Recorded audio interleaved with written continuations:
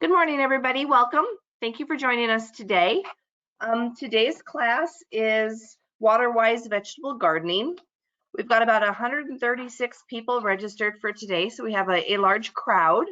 I'm going to go over a few slides this morning before we start the class itself with Steve, just to let you know what the process is and how our class will go through this morning, and that way you've got everything you need. So today is WaterWise Vegetable Gardening.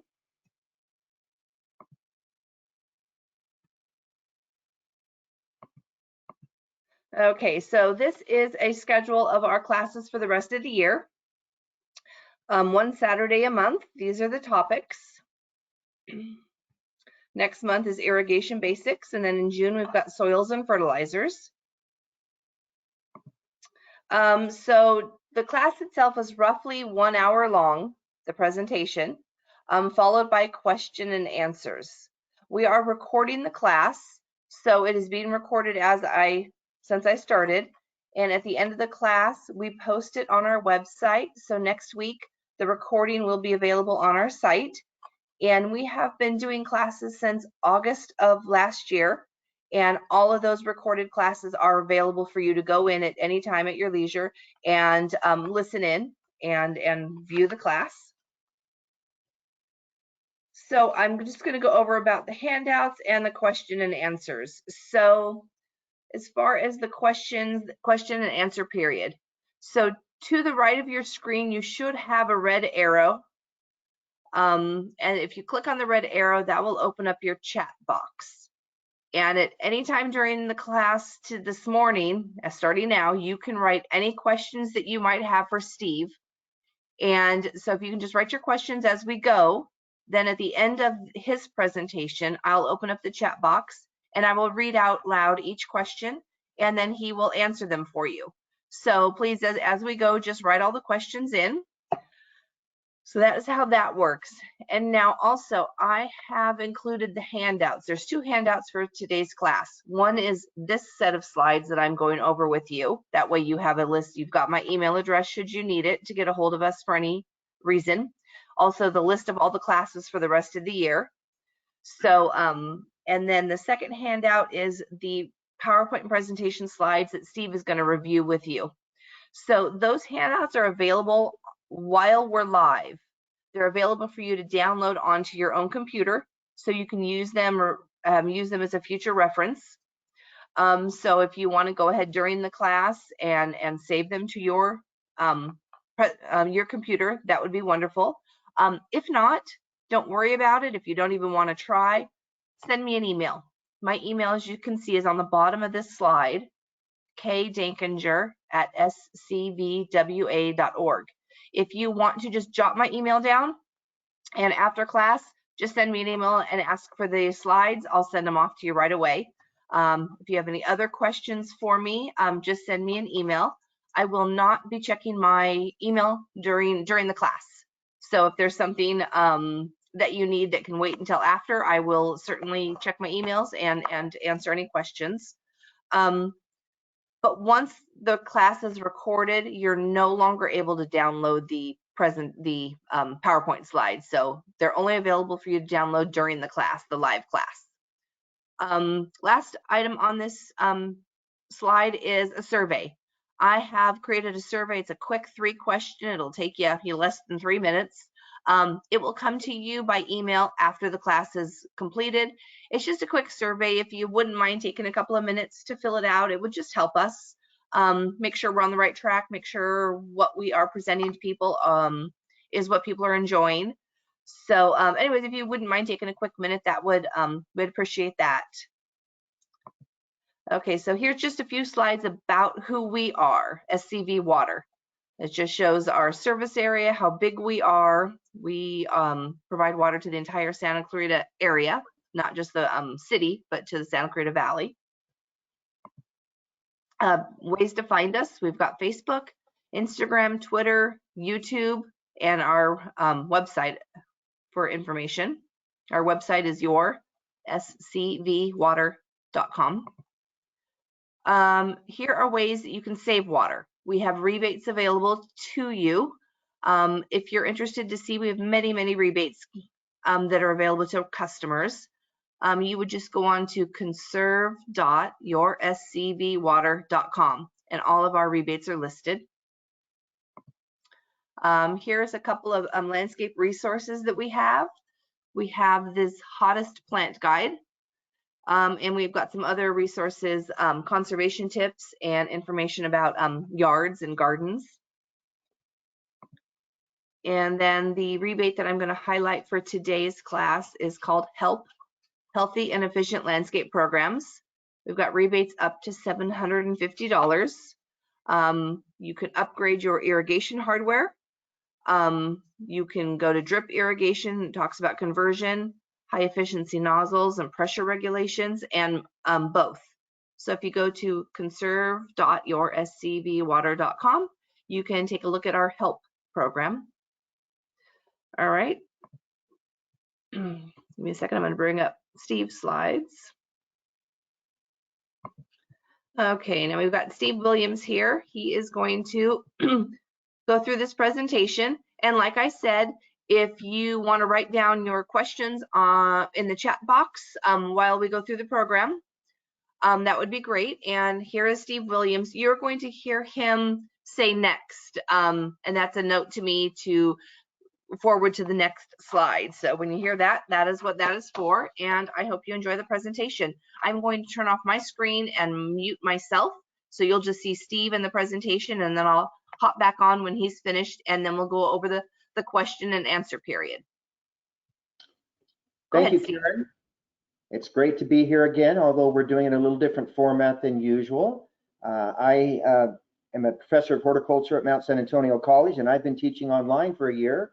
And so I'm very familiar with this, but I hope to answer your questions and make vegetable gardening easier for you in your area where you live. Next. So we'll be looking at some pictures along the way where you can see how we've actually incorporated an edible garden with an ornamental garden in many cases. So we can grow exclusively a vegetable garden. We can incorporate it into other areas in our yard. Next. One of the major concepts to consider is the term of hydrozoning. And this is where we group our plants together. This not only falls true with our edible garden, but certainly with our ornamental gardens as well, where we are grouping our plants together according to their needs of soil, water, sun and shade, and temperature. So soil needs, of course, oftentimes we're stuck with what we have. And for many of you where you live, I'm sure you have a very heavy soil. Some of you may have that well-drained soil in certain areas, but soil is certainly something that we need to take a look at and consider grouping of our plants with drainage. Water itself, having water available, and that the plants are going to be using the same needs of water for that particular group of plants. So we're grouping plants by their water needs.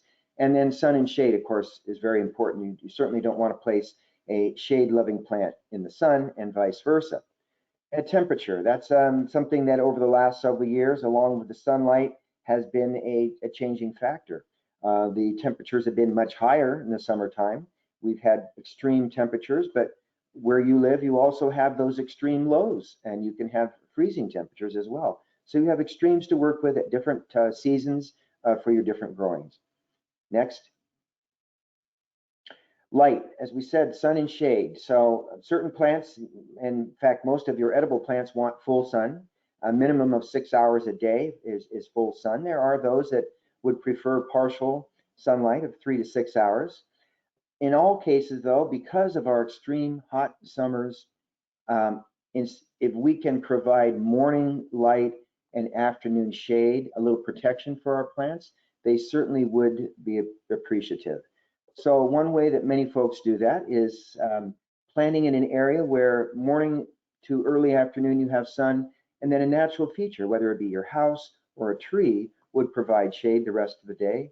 Or some folks will even bring out umbrellas, beach umbrellas, and set those up and move those around to shade their plants in the afternoon. And you might find that these will be benefit to you as well. Next. So throughout the day, the sunlight changes, but it also changes seasonally. Wintertime, the angle of the sun is much lower. The shadows that are cast are a larger shadow. So for winter growing, we have to consider the amount of light that our plants are going to receive to grow properly. In the summertime, spring through summer, the angle of the sun is much higher in the sky. We have very little shadow. And again, we're looking at more of a full sun situation. Next. Hardiness. We're dealing with how cold a plant can handle. And where you're at, again, you may have extreme temperatures in the wintertime. Most of your winter crops can handle those cold temperatures. Summertime is another story. Again, we're looking at a hot situation. So hardy means that plant can handle down to 10 degrees Fahrenheit, half hardy 10 to 27 degrees, and a tender plant can only handle down to 32 degrees or so. So keep that into consideration when choosing your plants that you do plant. Again, your winter crops typically can handle that cold, even where you're at. Next. So in choosing your site, we have options, whether we're going to be incorporating our edibles with our ornamental garden, whether we're going to grow in the ground itself, whether we're going to have a raised bed, or we're going to use containers. And there's benefits to all of this. Let's take a look. Next. So in integrating our landscape with our edible garden with our ornamental landscape is nice because we can appreciate both. And for many people having space restrictions, for example, this is a great way to add an edible element to your gardening. And there are perennial plants that can be incorporated with this ornamental garden. There are annuals that we can incorporate and change out every year. Next. In the ground, of course, great for certain things. Now, personally, I've had issues with gophers, and so I'm looking at ways to avoid them. We'll talk about that with our raised beds, but in the ground, if you don't have issues with critters, gophers, you certainly can plant your intensive garden there, changing it out seasonally as well. Next. So here's my favorite way to garden because you have a little bit more control. In a raised bed, first of all, you can place gopher screen at the bottom of this area to prevent the gophers from getting into the bed at all. And we can set up an irrigation system. We can rotate our crops through, and it's an easy way to also improve the soil and on an annual basis and have a wonderful soil to grow our plants in. Next. Containers, for those of you that have limited space, patios and the like, that space is limited. Growing in containers gives you that option. We can use several different sizes and types, always making sure that we have proper drainage, that it is the right size for that particular plant. We can also incorporate an irrigation system, like a drip irrigation system, to our containers so that they're automatically watered as well. Next. So, of course, figuring out what you want to do. If you have an existing landscape, it's how to incorporate that edible garden into that, whether it be an ornamental area or a specific area for growing edibles, or a brand new design in your garden where you now have a new either in-ground or raised beds or your container garden area. So it's making a plan so that you have the proper light and conditions to grow those plants.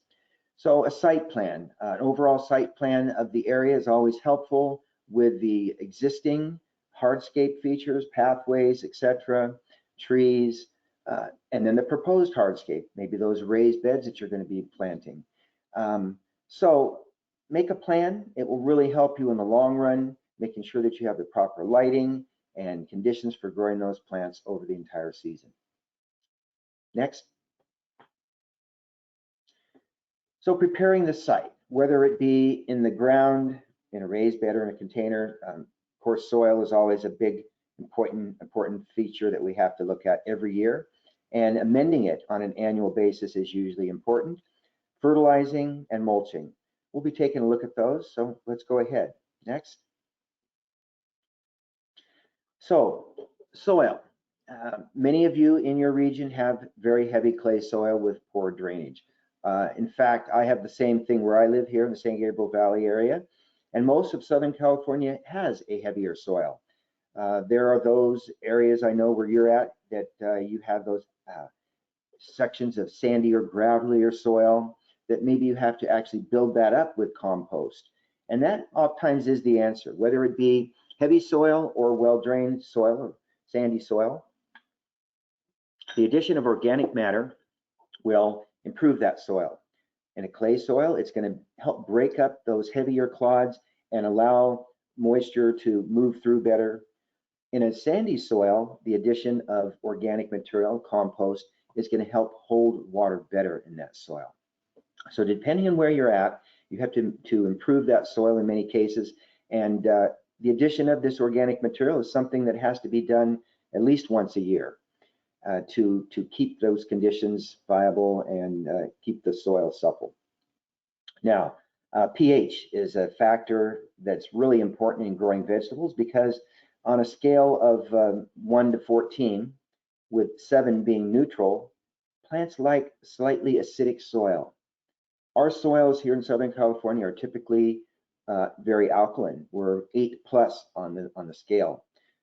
So we can improve that, and the addition of that organic matter, the compost, on a regular basis will help bring down that pH, and that's one way to do it. Your nutrient levels and soil testing is how we can find out where our nutrients are at. This last year, I've been doing a lot of research and finding that many people are actually over-fertilizing in their garden. So testing is really important.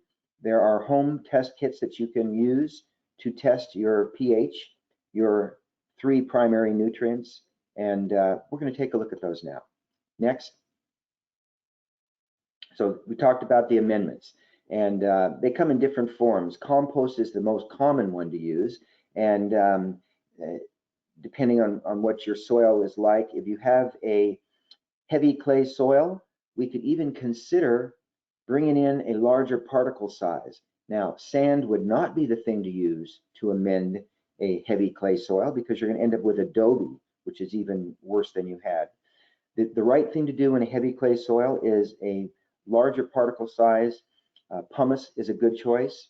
So pumice, then with the addition of compost, we've improved the ability of the soil to move water through it so it doesn't hold the water quite as long. Again, in that sandy soil, the compost is going to help improve and hold that water holding capacity much better. So over time, with that compost, that pH will be lowered, but it has to be done on an annual basis. One other way that we can consider bringing that pH down is the use of horticultural sulfur. This is a powdered substance that we need to test the soil first and determine where we're at on the pH scale, and that will then allow us to calculate how much of the sulfur to add to bring that pH down. Again, it's something that has to be done on a regular basis. It works its way through the soil over time, and the soil reverts back to its previous pH. So regular testing is important. Next.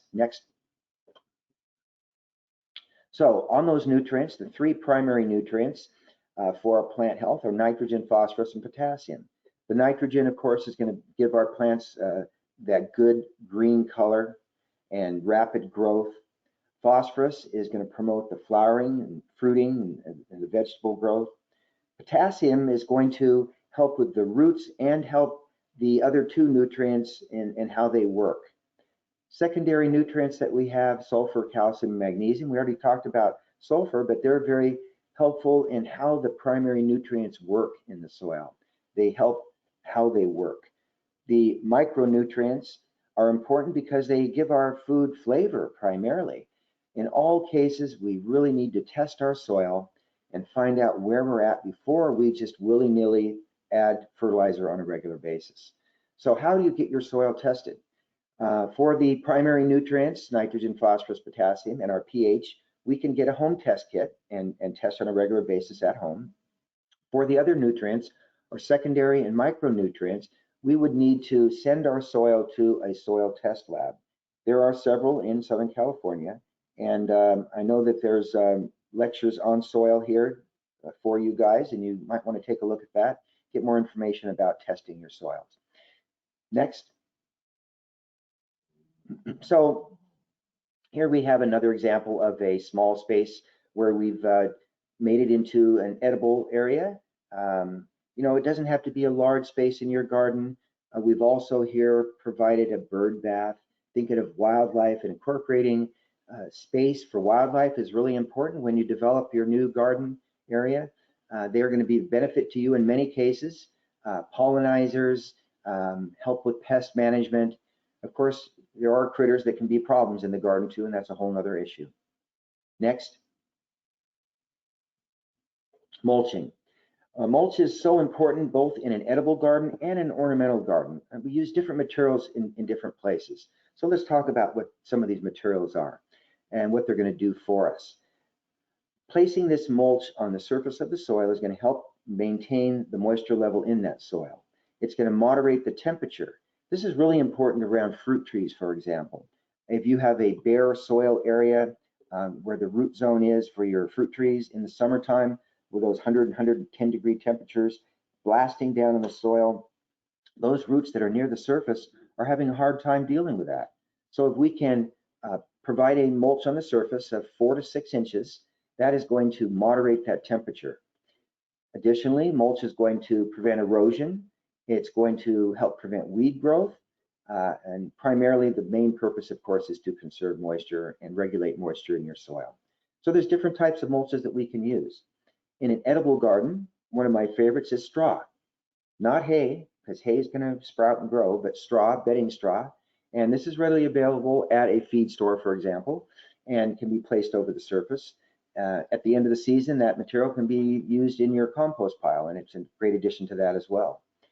Other areas of your garden, around trees, for example, you'd be better off considering something like tree trimming mulch, which is readily available. In fact, it can be gotten free. Getchipdrop.com is one source we can get free mulch. And it's important that that mulch that you're providing around those trees is of different sizes. It shouldn't be a very fine material like a compost. It should be coarser. We should have bits in there that are 4 inches in size, 2 inches in size, 1 inch in size. A mixture of sizes that are applied to the surface of the soil, maybe 4 to 6 inches thick, that's going to help the factors that we said that mulching does, but it's also going to allow the water to penetrate slowly through there rather than running off. It's going to allow the water to penetrate down into the soil, and it's going to have an oxygen layer in there as well, which is healthy for your soil. It's going to help maintain a moist level in your soil, which is going to be so beneficial in many ways. So consider mulching. One thing to always consider is that we never want to mound it up on the trunk or stem of a plant. It should be about 4 to 6 inches away from the trunk or stem of a plant. If we mound it up, we could potentially get crown rot and kill that plant. Next. So irrigation in the garden, generally speaking, we can use different forms. Overhead by hand is really the most efficient because you water when you need and what needs watering. But getting out there and watering by hand isn't always efficient, isn't always easy to do, and we may miss a day and the plants are going to suffer. Having an automatic system is wonderful. Having a drip irrigation system works great. And the garden that I maintain at my school, we have raised beds, we have drip irrigation lines. Now there's different kinds of drip. There are drip emitters that are individual drip emitters, or there's what is called inline drip. The inline drip is great for those bed areas or raised bed areas because the emitters are spaced evenly. We can set it up so that we can have even coverage over the entire area rather than addressing the individual plants like we would with a normal drip irrigation. The inline drip will address the entire area. Then with the addition of mulch, we're maintaining that moisture in the soil. And the other big benefit of the inline drip is that the emitters are self-cleaning. They actually clean themselves out so they don't require other maintenance. So also the use of Some of the other factors we can do: micro spray heads in a drip system for our lettuces, for example, rotating nozzles on our larger irrigated areas, and of course, using a weather-based irrigation controller, a smart controller, will reduce your water usage by 30%.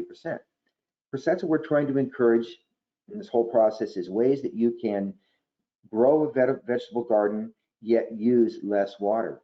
And of course, mulch and these weather-based controllers, drip irrigation are all ways that you can do that. So your edible garden is going to, the water needs are going to vary a lot from season to season and from different times of the year as well. And so turf grass, of course, is another factor altogether. In edible garden, we can usually control the water and use much less water in edible garden than in a turf garden. So in an edible garden, between crops near the end of the season, as our plants are finishing up and performing for you and producing, their water needs are much less. Of course, by that time in the season, our tomato plants are usually burnt out as well. But we can use much less in the fall season than we would have used during the summertime, and still manage our plants and continue to produce from them. It might be a benefit at that time, if it's an automatic system, to actually turn off the entire system and then manually turn it on when needed. Next. So we have this term to water deep and water infrequently, and it's my favorite thing to do, because especially for trees and shrubs in the garden, deep infrequent watering, it benefits those the most. So as we said, though, the temperatures in late fall, September through November, it's hot, yet the plants themselves are shutting down a bit and their water needs are less. So we can actually decrease the irrigation to those fruit trees and other trees in the garden as well. The humidity is also going to rise in the fall, so that takes up some of that need of moisture for our plants during that time. And again, that cutting back on that irrigation. One thing that we can do as well in turf areas and large areas, ground cover, or your large vegetable planting area, is cycling our controller, where we run the controller for the irrigation system for maybe 5 minutes, and then in an hour run it for another 5 minutes. And that way we can get deep penetration of our water without runoff. And that's why we want to cycle, is to prevent runoff. So this is really helpful in those large areas where you have, for example, turf and so on, to prevent runoff, that we would cycle it and run our irrigation for 5 minutes now and 5 minutes later. Next. So back to our vegetables again, we have many different choices of when and what we grow. So seasonally, we have annuals and perennials. We can grow spring and summer crops. We can do fall winter crops. We can grow from seed, or we can transplant. And of course, then we have some other planting and harvesting tips as we go forward here. So let's go ahead. Next. Here's another raised bed situation here, where we have mixed ornamentals and edibles. So we have the best of both worlds. We have beauty and we have food to eat. So consider that in your garden. There's no reason why you can't incorporate both. Some of those may be perennial ornamentals, some may be annuals as well, and same thing for your veggies, of course, perennial and annual veggies. Next. So there's many different resources. We've given you some resources, but this site here is a good one. The University of California Agricultural and Natural Resources. If you go to that website, there's lots of information there for vegetables, fruit trees, access to information on pest problems. The University of California has a lot of great research that they do, and it works its way down to the homeowner as well. So check out this information here. Here's an example of a site where container gardening, a small space, and they're using containers to produce their edibles as well as ornamentals. Next. I have to give credit for some of the pictures here that were provided to us by Rosalind Creasy. She has written a book on edible landscaping, incorporating it into your ornamental garden, and loaned us the pictures to use for our presentation. Spring summer crops. Right now we're looking at many of these, so let's take a look at how to grow these the best. You know, some plants are better to plant in the garden by a transplant, some are better to plant from seed, and it varies. Things like your squashes, your melons, pumpkins, typically like to be planted in place by seed and allowed to grow because their roots are pretty sensitive, and when we transplant them we have issues in transplant. So something to consider here. Remember that watermelons and pumpkins are going to take a lot of space, cantaloupes as well. They sprawl. Cucumbers should be off the ground. If those cucumbers are on the ground, you're going to have sow bugs and other critters eating on those. So providing a trellis for that cucumber to grow it up off the ground is also going to save you space. As a matter of fact, the same goes true with our watermelons and pumpkins and cantaloupes. They can actually be grown on a trellis. As long as we support the weight of that fruit when it starts to come in, we can make a sling, an old t-shirt, old pantyhose, something like that, that we can make a sling to support that fruit and tie it up onto that trellis. And you're going to substantially increase your growing area and what you can produce in your garden, and keep it off the ground so the critters don't eat it. Next. Of course, one of the favorite things to grow in a garden are tomatoes, and many of us can do that very well. And we have options on our tomatoes. We have heirloom tomatoes and we have hybrid tomatoes. The hybrids may be a little bit easier to grow because they have much disease resistance. Your heirlooms can be a little more difficult, but usually provide better flavor. Tomatoes can go into the garden early, and they could already be in your garden growing now.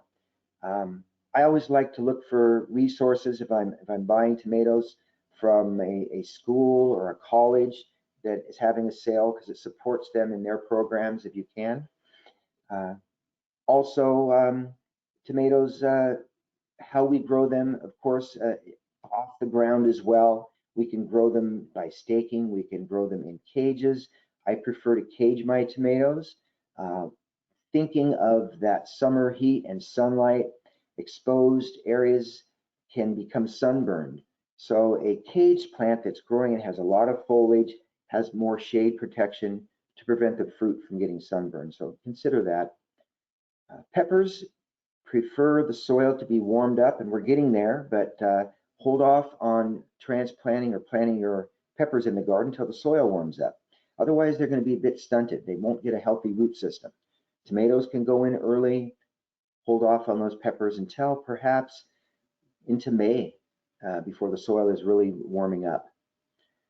Beans, well, let's first talk about the fact that you may still have your winter crop. Your peas may still be growing in the garden. So seasonality is important to know when to grow things, what time of year for particular crops. Peas are grown during the winter time in through early spring, because when it gets hot, they can't take the heat. Beans, on the other hand, prefer warmer temperatures. So as the soil starts to warm up, bean seeds prefer as well to be planted in place, but we can sow those bean seeds. Corn should be getting planted fairly early. We want to get it going early so that it can start its production. If we wait too long, we risk some fungal diseases that can occur later in the season. So get that corn in early. Corn needs to be planted in what's called a block. You can't just plant a row of corn, because corn is wind pollinated.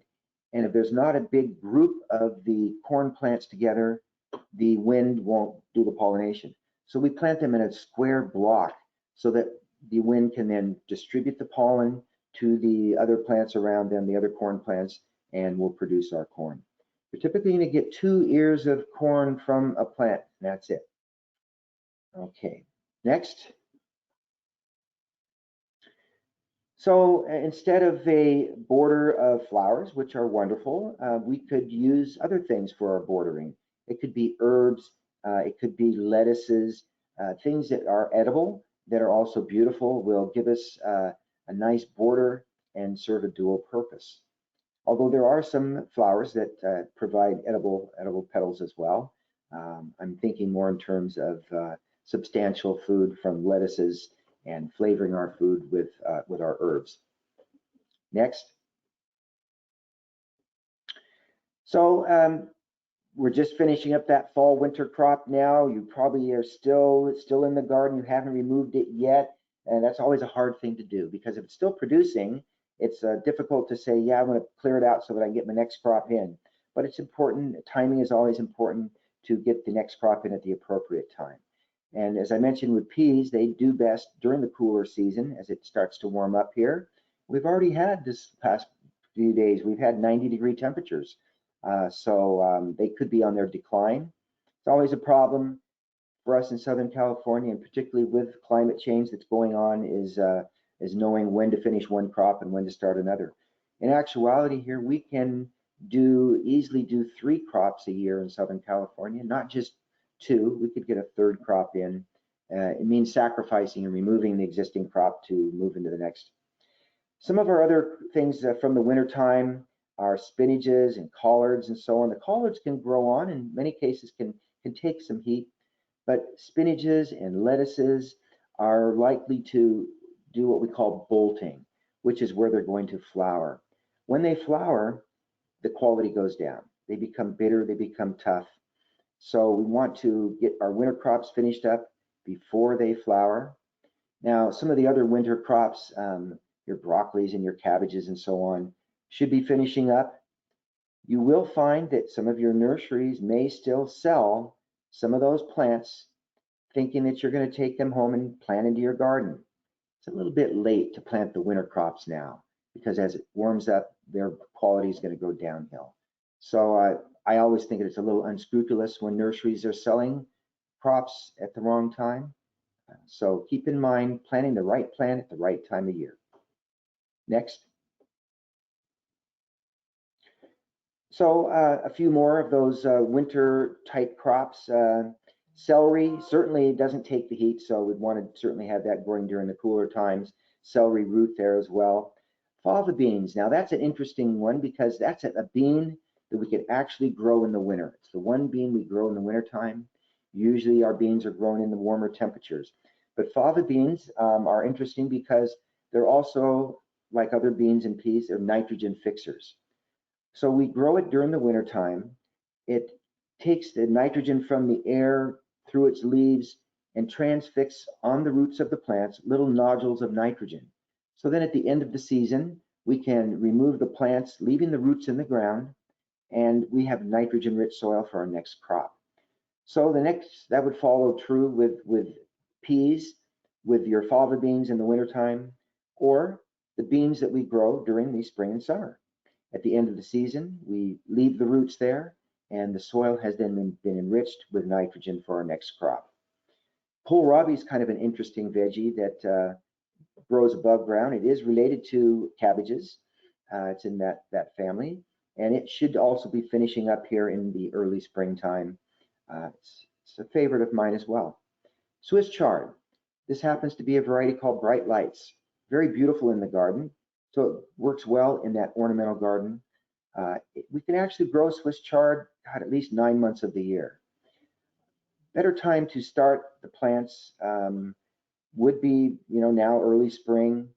They can be grown directly in place in the garden from seed, or they could be transplanted, and you'll have great success. Something to remember on a Swiss chard plant, your lettuce plants, is that we always want to remove the outer leaf of that plant and allow the plant to continue growing from the center, and it will provide for you for over a long period of time. And that's true with your lettuces as well. Think about that leaf lettuce plant. If you were to grow it and remove the whole plant, you're done. If you remove the outer leaves, you could harvest from that plant for maybe 3 weeks. In the meantime, you have started up another batch of your lettuce in another area, because crop rotation is also important.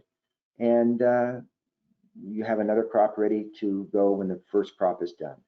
So stagger the plantings, rotate your crops. Okay, next. So some of these other winter crops that we're finishing up right now, in the cole family, the cabbages, the broccolis, the cauliflower, and the Brussels sprouts, they're all related to each other. Again, they should be finishing up now. It wouldn't be a wise idea to plant a plant in the garden at this late time. They don't like the heat. And what will happen on that broccoli, for example, is that flower head of the broccoli, the little flowerets will start to open up. Little yellow flowers will open up. At that point in time, the quality goes downhill. It becomes bitter and not very edible. So harvesting these before that time, growing your plants at the proper season for the particular plants that we're growing. These winter crops should be finishing up now. Next. So onions, shallots, garlic, leeks, I prefer to plant these in the fall. They've been growing through the winter time and they would be harvested midsummer. Now you have another option. They could be planted right now, late winter, early spring, and grown through the summer and harvested late in the summer. I just find that I have better results with the winter growing and early harvest. They just seem to provide better, and trying to grow them in the heat can be difficult. Onions, this group of plants, onions, garlics, etc., they want even moisture. They don't want to go wet and dry. If we do that, they're likely to split. So that's why summertime with the heat, it may not be easy to have that even moisture, whereas we can provide that for them much better during the fall through wintertime, harvesting them early winter or early summer. Okay, next. Root crops. Now, root crops prefer to be planted in place. Again, these are ones that you should be finishing many of these up for the season, although carrots can be grown almost any time of the year. Radishes we can grow throughout the season as long as they're harvested when they're mature and ready and aren't allowed to stay there too long to flower. Want to get them before they would flower. But planting them in place. They don't like to be transplanted. So planting your seed out and then thinning it is very important. These need to have room. For example, carrots need to have a good 3 inches between the carrots. Radishes likewise 3 to 4 inches to allow that root to form. Otherwise, if they're too close, they're not going to develop the size. They're going to be very skinny and not going to provide for you. Beets are one of my favorites. They are one that cannot be actually grown this time of year. We can get a crop in right now, and it will provide for us before it gets too hot in the summertime. Okay, so root crops in place where they're going to be grown and harvested when they're mature, and don't allow them to flower. Next. Another area where we've incorporated edibles and ornamentals together. And this can be a great benefit both for beauty, but because with the ornamental plants there, we're inviting the beneficial insects that are the pollinizers that perhaps are going to be those insects that will, the good insects that will destroy the bad insects. So we're trying to get this balance in our garden, and incorporating the ornamentals with edibles is a great way to do that. Next. So perennially in the garden, we have many options with plants that will provide for us over several years. Artichokes are one of my favorites. I have artichoke that I had planted from bare root. Over time, it has flowered. I've allowed some of the flowering edible heads to go to seed. And this year, I have maybe 4 or 5 artichoke plants on my hillside. I have mulch around them, providing even moisture. And soon they'll be setting their flowers. You want to be sure to harvest those young before they start to open up. And although they can be a beautiful ornamental plant, if you want to eat them, you have to harvest them young. Asparagus is one that we want to plant as bare root as well, in many cases. And note that gophers like it. So a raised bed with gopher screen on the bottom is critical. And it's going to take about 3 years for that bare root asparagus plant to grow, develop a strong root system. And over those first 3 years, it's going to send up sprouts, but you don't want to harvest for the first 3 years. After that 3rd year, you'll start harvesting those shoots in the springtime as they come up. The reason being is because we want the first 3 years, the shoots that come up are going to be photosynthesizing and taking in that sunlight and providing nutrients to the root system, expanding that root system over that bed area and providing for you then in that 3rd year and subsequent years after much more asparagus than you would have had otherwise. So do not harvest until the 3rd year, protect from gophers, and note that they can be invasive. So I spoke of a raised bed. They should be grown in a bed of their own that they can't escape from. And you're going to have asparagus for 10 years at that point, every spring. Rhubarb is another perennial. It likes a bit of shade where it's growing. It likes rich soil. And remember that the leaves are poisonous, and we do cook the stems and eat them. They're great in compotes and so on. All right, so perennials. We have many that will provide for us for several years and with very little care. Okay, next.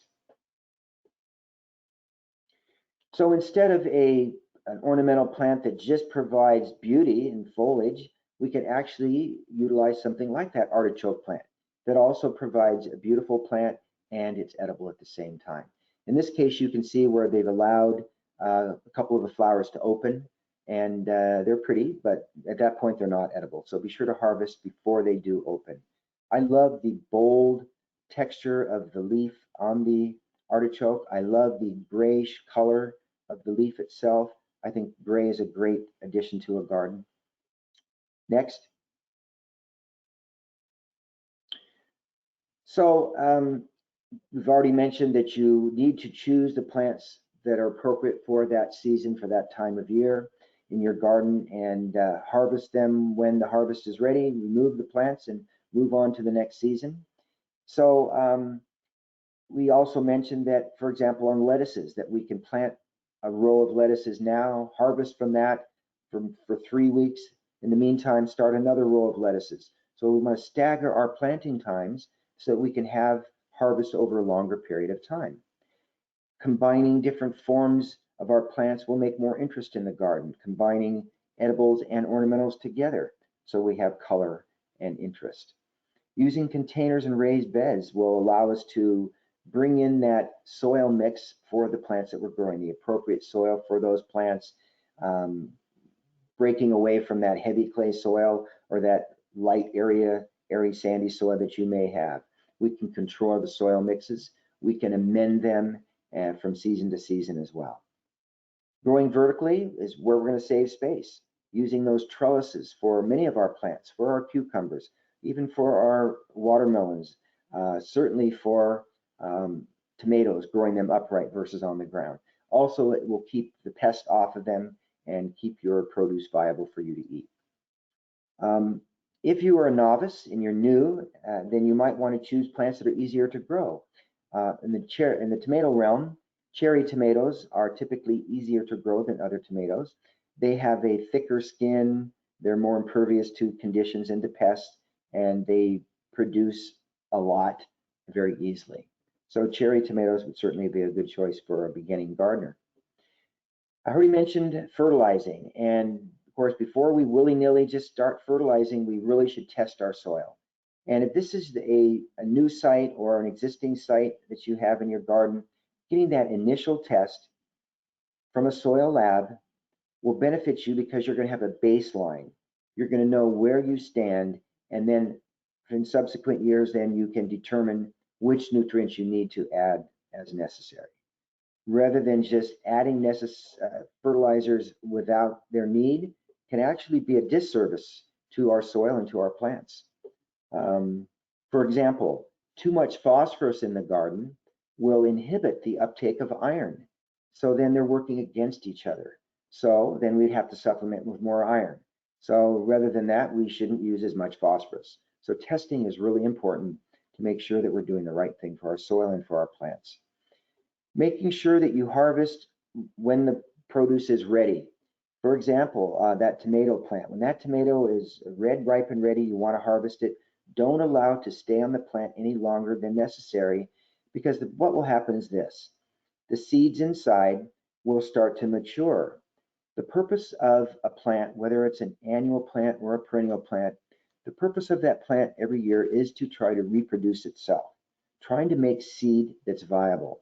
So if we allow that cucumber, that tomato, whatever it is, to stay on the plant and become overripe and the seeds become mature, then there's actually a hormone that's released in the plant and the plant will slow down or stop flowering and stop producing for you. So it's critical that you get out and pick those peas, pick those beans, pick those tomatoes when they're ready, and don't allow them to become overripe. Now, at the end of the season is another story.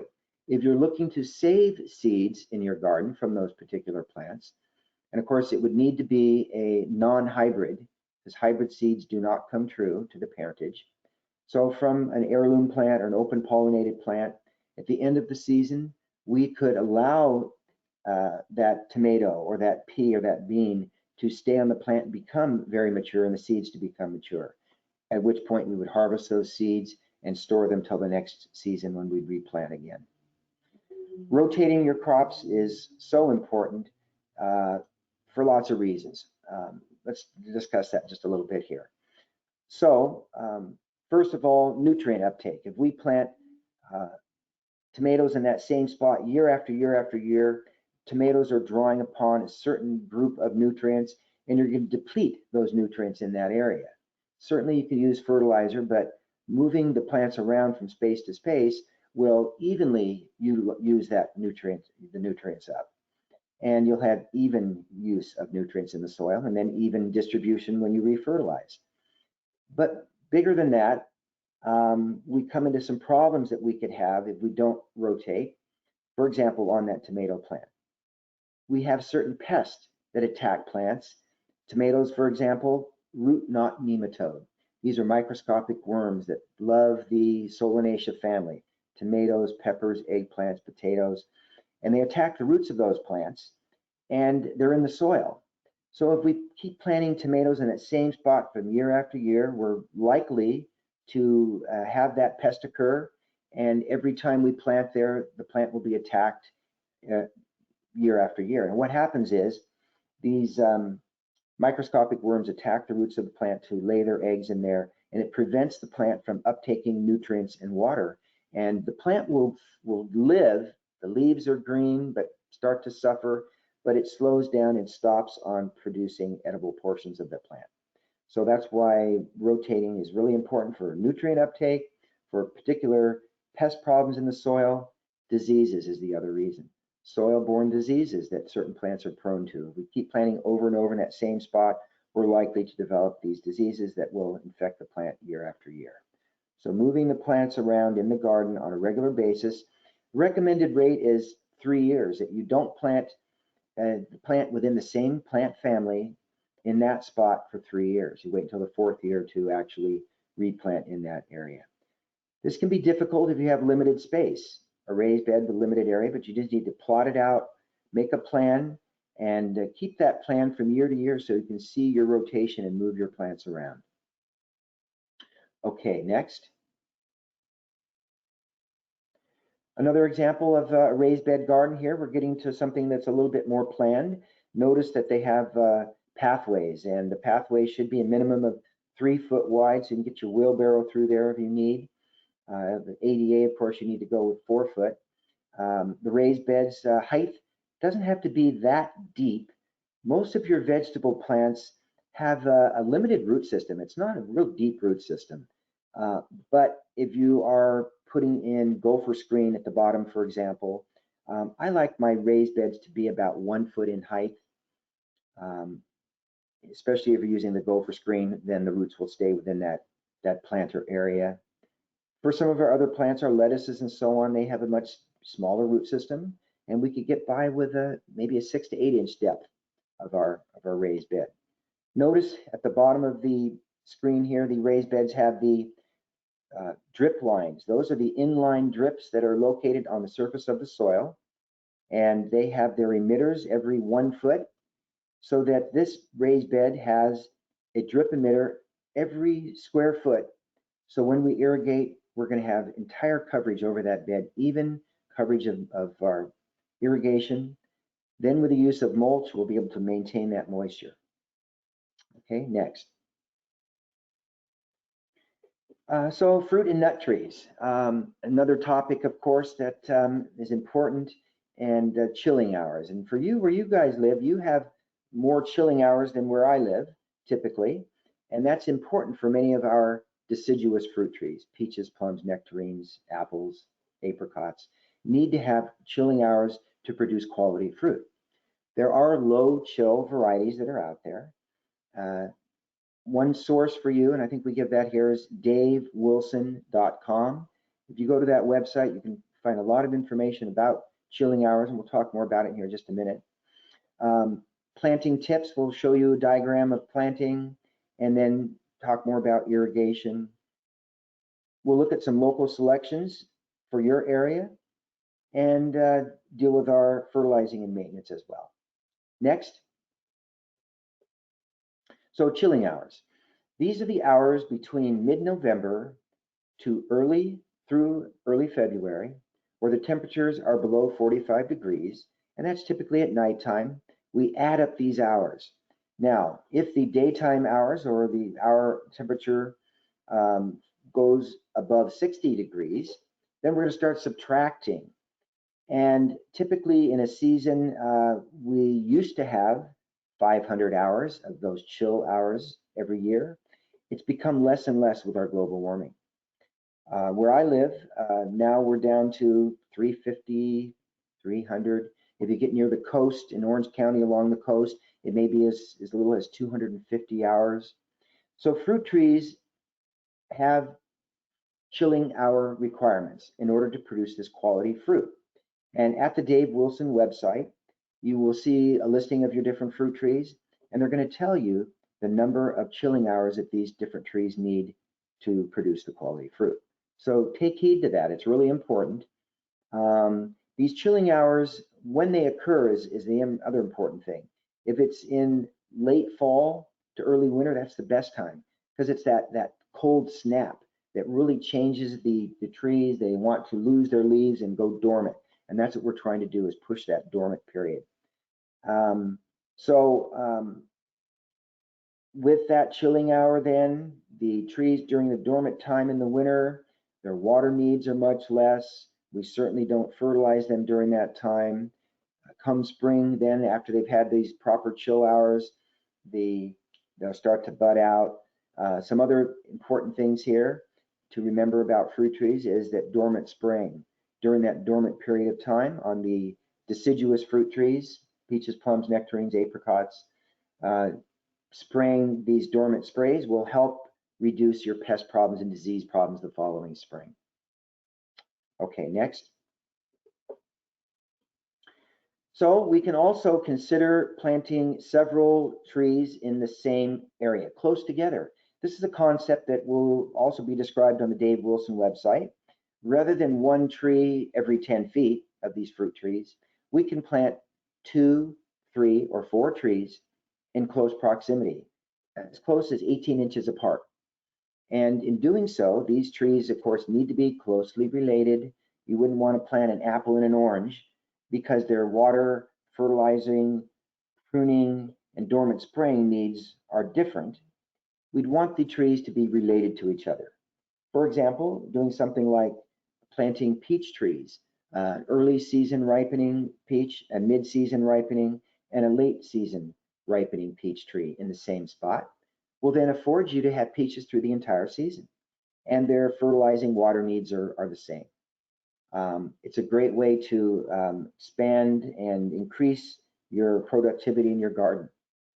Okay. When we do plant, we do want to dig the hole typically twice as big as the container that it came from. If it's a bare root one, 18 inches in diameter is typical. Although if you have heavy clay soil, digging a hole bigger than that can be of great benefit to these transplants that we're going to be doing. This is true both of edibles and ornamental plants. Digging a hole even bigger will be helpful. The soil that we're taking out of this hole, we want to break up all the clods, remove rocks, and we're going to be planting that tree back into that hole utilizing native soil. We do not amend the backfilled soil. Although some nurseries may try to sell you planting mix, a lot of research has been done by the University of California and determined that it's best if plants are planted in the native soil back into the backfilled hole. Now, why is that? It's kind of simple. Because if we use amended soil for the backfilled soil that's light and fluffy and wonderful, rather than our heavy clay soils. As the tree is growing and it comes to the edge of the hole, it's going to come up against the native soil, which was the clay soil. And the roots of the plant are going to say, geez, I really like this light, fluffy soil in this hole that's been amended. Why not just stay here and start circling around in the hole? We don't want our roots to circle in that planting hole. We want them to extend beyond into the native soil beyond. So native soil for backfill is really important for most of your fruit trees. Exceptions are going to be tropical fruit trees that really need a lot of organic material in the soil. But there's issues with that. Temperature. If you're in a very cold region, which you guys typically are, these subtropical fruit trees, we might have a difficult time. We'll talk more about that in a minute. Fertilizing. Do we want to fertilize when we plant? It isn't necessary, but we could use a slow release fertilizer in the planting hole that would then be available to that plant once it does leaf out next season. A water basin around the plant. We're going to take a look at that in a moment. And on the trunk of this tree, whether it be a deciduous fruit tree or a tropical fruit tree like citrus or avocado, we should protect the trunk of that tree from sunburn, especially the first couple years. And the way to do that is to a mixture of a white or light colored interior latex paint, 50% paint, 50% water, and actually paint the trunk and any exposed limbs of that tree that you've just planted. And that could even follow through into the second year before it's set up an actual leafage that would protect it from sunburn. Next. So here's an example of a planting of a tree, whether it be ornamental or edible, where we dug the hole at least twice as big as the container that comes from the root ball of that plant. We are not amending that backfilled soil. We're going to place the plant on firm soil. So at the bottom of the hole, we don't want to dig out that area. We want to only dig it as deep as that plant can sit on firm soil. So coming from its container, we want it to sit on firm soil. If we were to dig out underneath, the potential for the plant to continue sinking deeper into the hole and then be planted too deep would be an issue. Notice at the top we have, I think we have another picture coming up next that we're going to see a berm. Now, staking. Staking of a tree is something that we have to be very careful about. The reason why we would stake would be if you live in an area where you have a lot of wind, which you guys can get. So on a young tree, to prevent it from being blown over and snapping that trunk, for the first year, we could stake it. Staking has to be done so that there's movement on that trunk. We don't want it to be so rigid that there isn't any movement. If there was no movement, when we removed the staking after a year, that limb or the trunk of the tree would be so weak that it may just fall right over. So it has to have movement to develop strength. And staking is only if you must do it. It's better if not. Okay, next. So on fruit tree irrigation, initially, of course, when we have dug that hole to plant our tree in the garden, whether it be ornamental or edible, one of the recommended things to do is dig the hole out, fill that hole with water before you ever plant, allow the water to percolate into the surrounding soil, and then come in and plant your tree. And then, of course, we're going to water it in deeply at that time again. How much water are we going to apply to these trees? During the first year of planting, of course, we need to be very careful that the root ball doesn't dry out and that those roots can start to extend into that native soil. And it may be that you're going to be watering every 7 to 10 days in the hottest part of the summer. And 4 to 6 inches of water per month, of course, that's going to vary as to the age of the tree. As to when it gets more mature, it's going to need a lot more water than that. Drip irrigation could be set up. The emitters have to be placed around the tree, and as that tree continues to grow, those emitters have to be moved further away from the trunk of the tree because the feeder roots are also going to be extending out to a larger area. We'll see a diagram of that in a moment. Drip irrigation, I mentioned earlier, the inline drip. Inline drip is a great way to irrigate trees because we can make a circular pattern around the tree. And actually, we're going to make two. And as the tree gets bigger, we can add additional circular inline drip patterns around the tree to provide for the root zone. Microspray emitters are little sprays that are in a drip irrigation system that can be used near the base of the tree, or again for your little lettuce plants as well. But we don't want water spraying on the trunk of the tree. So if you have a garden where you have a spray irrigation system and your trees are the trunks are being sprayed, you have a potential that we could get fungal disease issues on that trunk. So it's best if that weren't the case, keep that trunk as dry as possible. And the deep infrequent watering, as that tree becomes more established, over time we'll be able to water less often and deeper. On my established fruit trees in my property that have been in here for 30 years, even in the hottest part of the summer, I'm only watering every 3 weeks. So I have mulch on the surface, 4 to 6 inch layer of mulch. I water every 3 weeks and the plants are loving it. So I'm saving a lot of water. Okay, next. Next. Are you there, Karen? There we go. So here we have a diagram showing this planted tree, and the edges of the branches and the leaves are we call that the drip line. Now, as that tree continues to grow over time, this drip line gets bigger and bigger in diameter. But notice that the roots in the ground are also extending further and further beyond that drip line. These are the feeder roots near the surface of the soil that it's so important that we address with irrigation. So, as I said, as that tree gets larger, we need to move our irrigation out a little bit further to address those feeder roots. The use of mulch here on the surface of the soil is going to certainly help maintain moisture, and that mulch level also has to be moved further and further away from the trunk of the tree as it matures. Never mound up mulch on the trunk of the tree itself. As I said, we can get disease problems that will occur. Okay, next. So there's the address for the davewilson.com. Also, you have the UC Davis site, homeorchard.ucdavis.edu. The Rare Fruit Growers, California Rare Fruit Growers is another great site to go to, crfg.org. And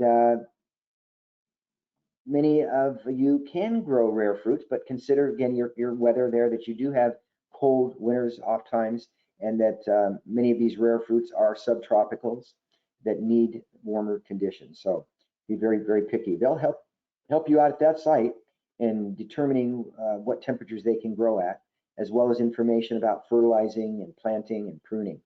So a lot of great information in these 3 sites here for you for your fruit trees. Next. Well, let's take a look at a few that we can use in your area. Here's a low chill apple. And for the fact that we are having global warming and our chilling hours, no matter where you live, typically are less than they were 10 years ago. So we want to find the low chill varieties. And as we go into the future, it's likely that this global warming issue will continue to be a problem. So Dorset is one that is good because it can be used for lots of different things: cooking, eating, canning, freezing. It has good storage. It also is self-fruitful. It doesn't need another pollinizer, yet it can work as a pollinizer for other apple trees like the Anna. Harvesting midsummer, and it may have a second crop late in summer as well. Next. The Fuji is a cross between a couple of your familiar, the Delicious and the Rouse Janet. It has a creamy orange kind of yellow color inside of it. It's a crunchy apple, self-fruitful again, and it can be a pollinizer for others. Harvesting later in the season, August through October. And it has good storability, perhaps for 6 months. Next. The Pink Lady, or the Crips Pink, cross between the Golden Delicious and Lady Williams. And this comes out of Australia. As far as fruit trees are concerned, it's kind of a sad story because 100 years ago, we had so many more varieties. What has happened through time as the growers have limited the varieties that they grow, and we've actually lost a lot of these old wonderful varieties of apples and peaches, and even it goes into our other edible vegetables as well. So choosing some of the heirloom varieties is fun, and you can even become involved with your vegetable growing of saving seeds and sharing seeds with others of more of these rare plants that we're losing the genetic material. We want to try to save those. Okay, so the Crips here is works well in coastal areas into the hottest areas as well. So it's interesting, it can handle both. And it has a clean, crisp texture, sweet tart, it resists browning, self-fruitful, and it's harvested later in the season as well. It's also a good keeper for 6 months or more. Next. So nectarines. Nectarines are a fuzzless peach, but they're very different than peaches, I think. And here's one that's a white variety. Low chill requirements, semi-freestone, that's the pit. It's semi-free, low acid. And you typically find that with your white peaches and your white nectarines as they're lower in acid, much sweeter. Harvesting mid-summer. It's self-fruitful, it does not need a pollinizer. So there's taste testings that are done, and at that Dave Wilson website, they'll have listing of the top 10, and they do taste testings generally every year where they can get reviews of them and pass that information on to you. Now, it mentions here a Zyger introduction. The Zygers are a family up in California who have been developing new varieties of fruit trees for the last 50 years or so, and really famous for what they do. And at the Dave Wilson site, you'll see many of these Zyger introductions there. Okay, next.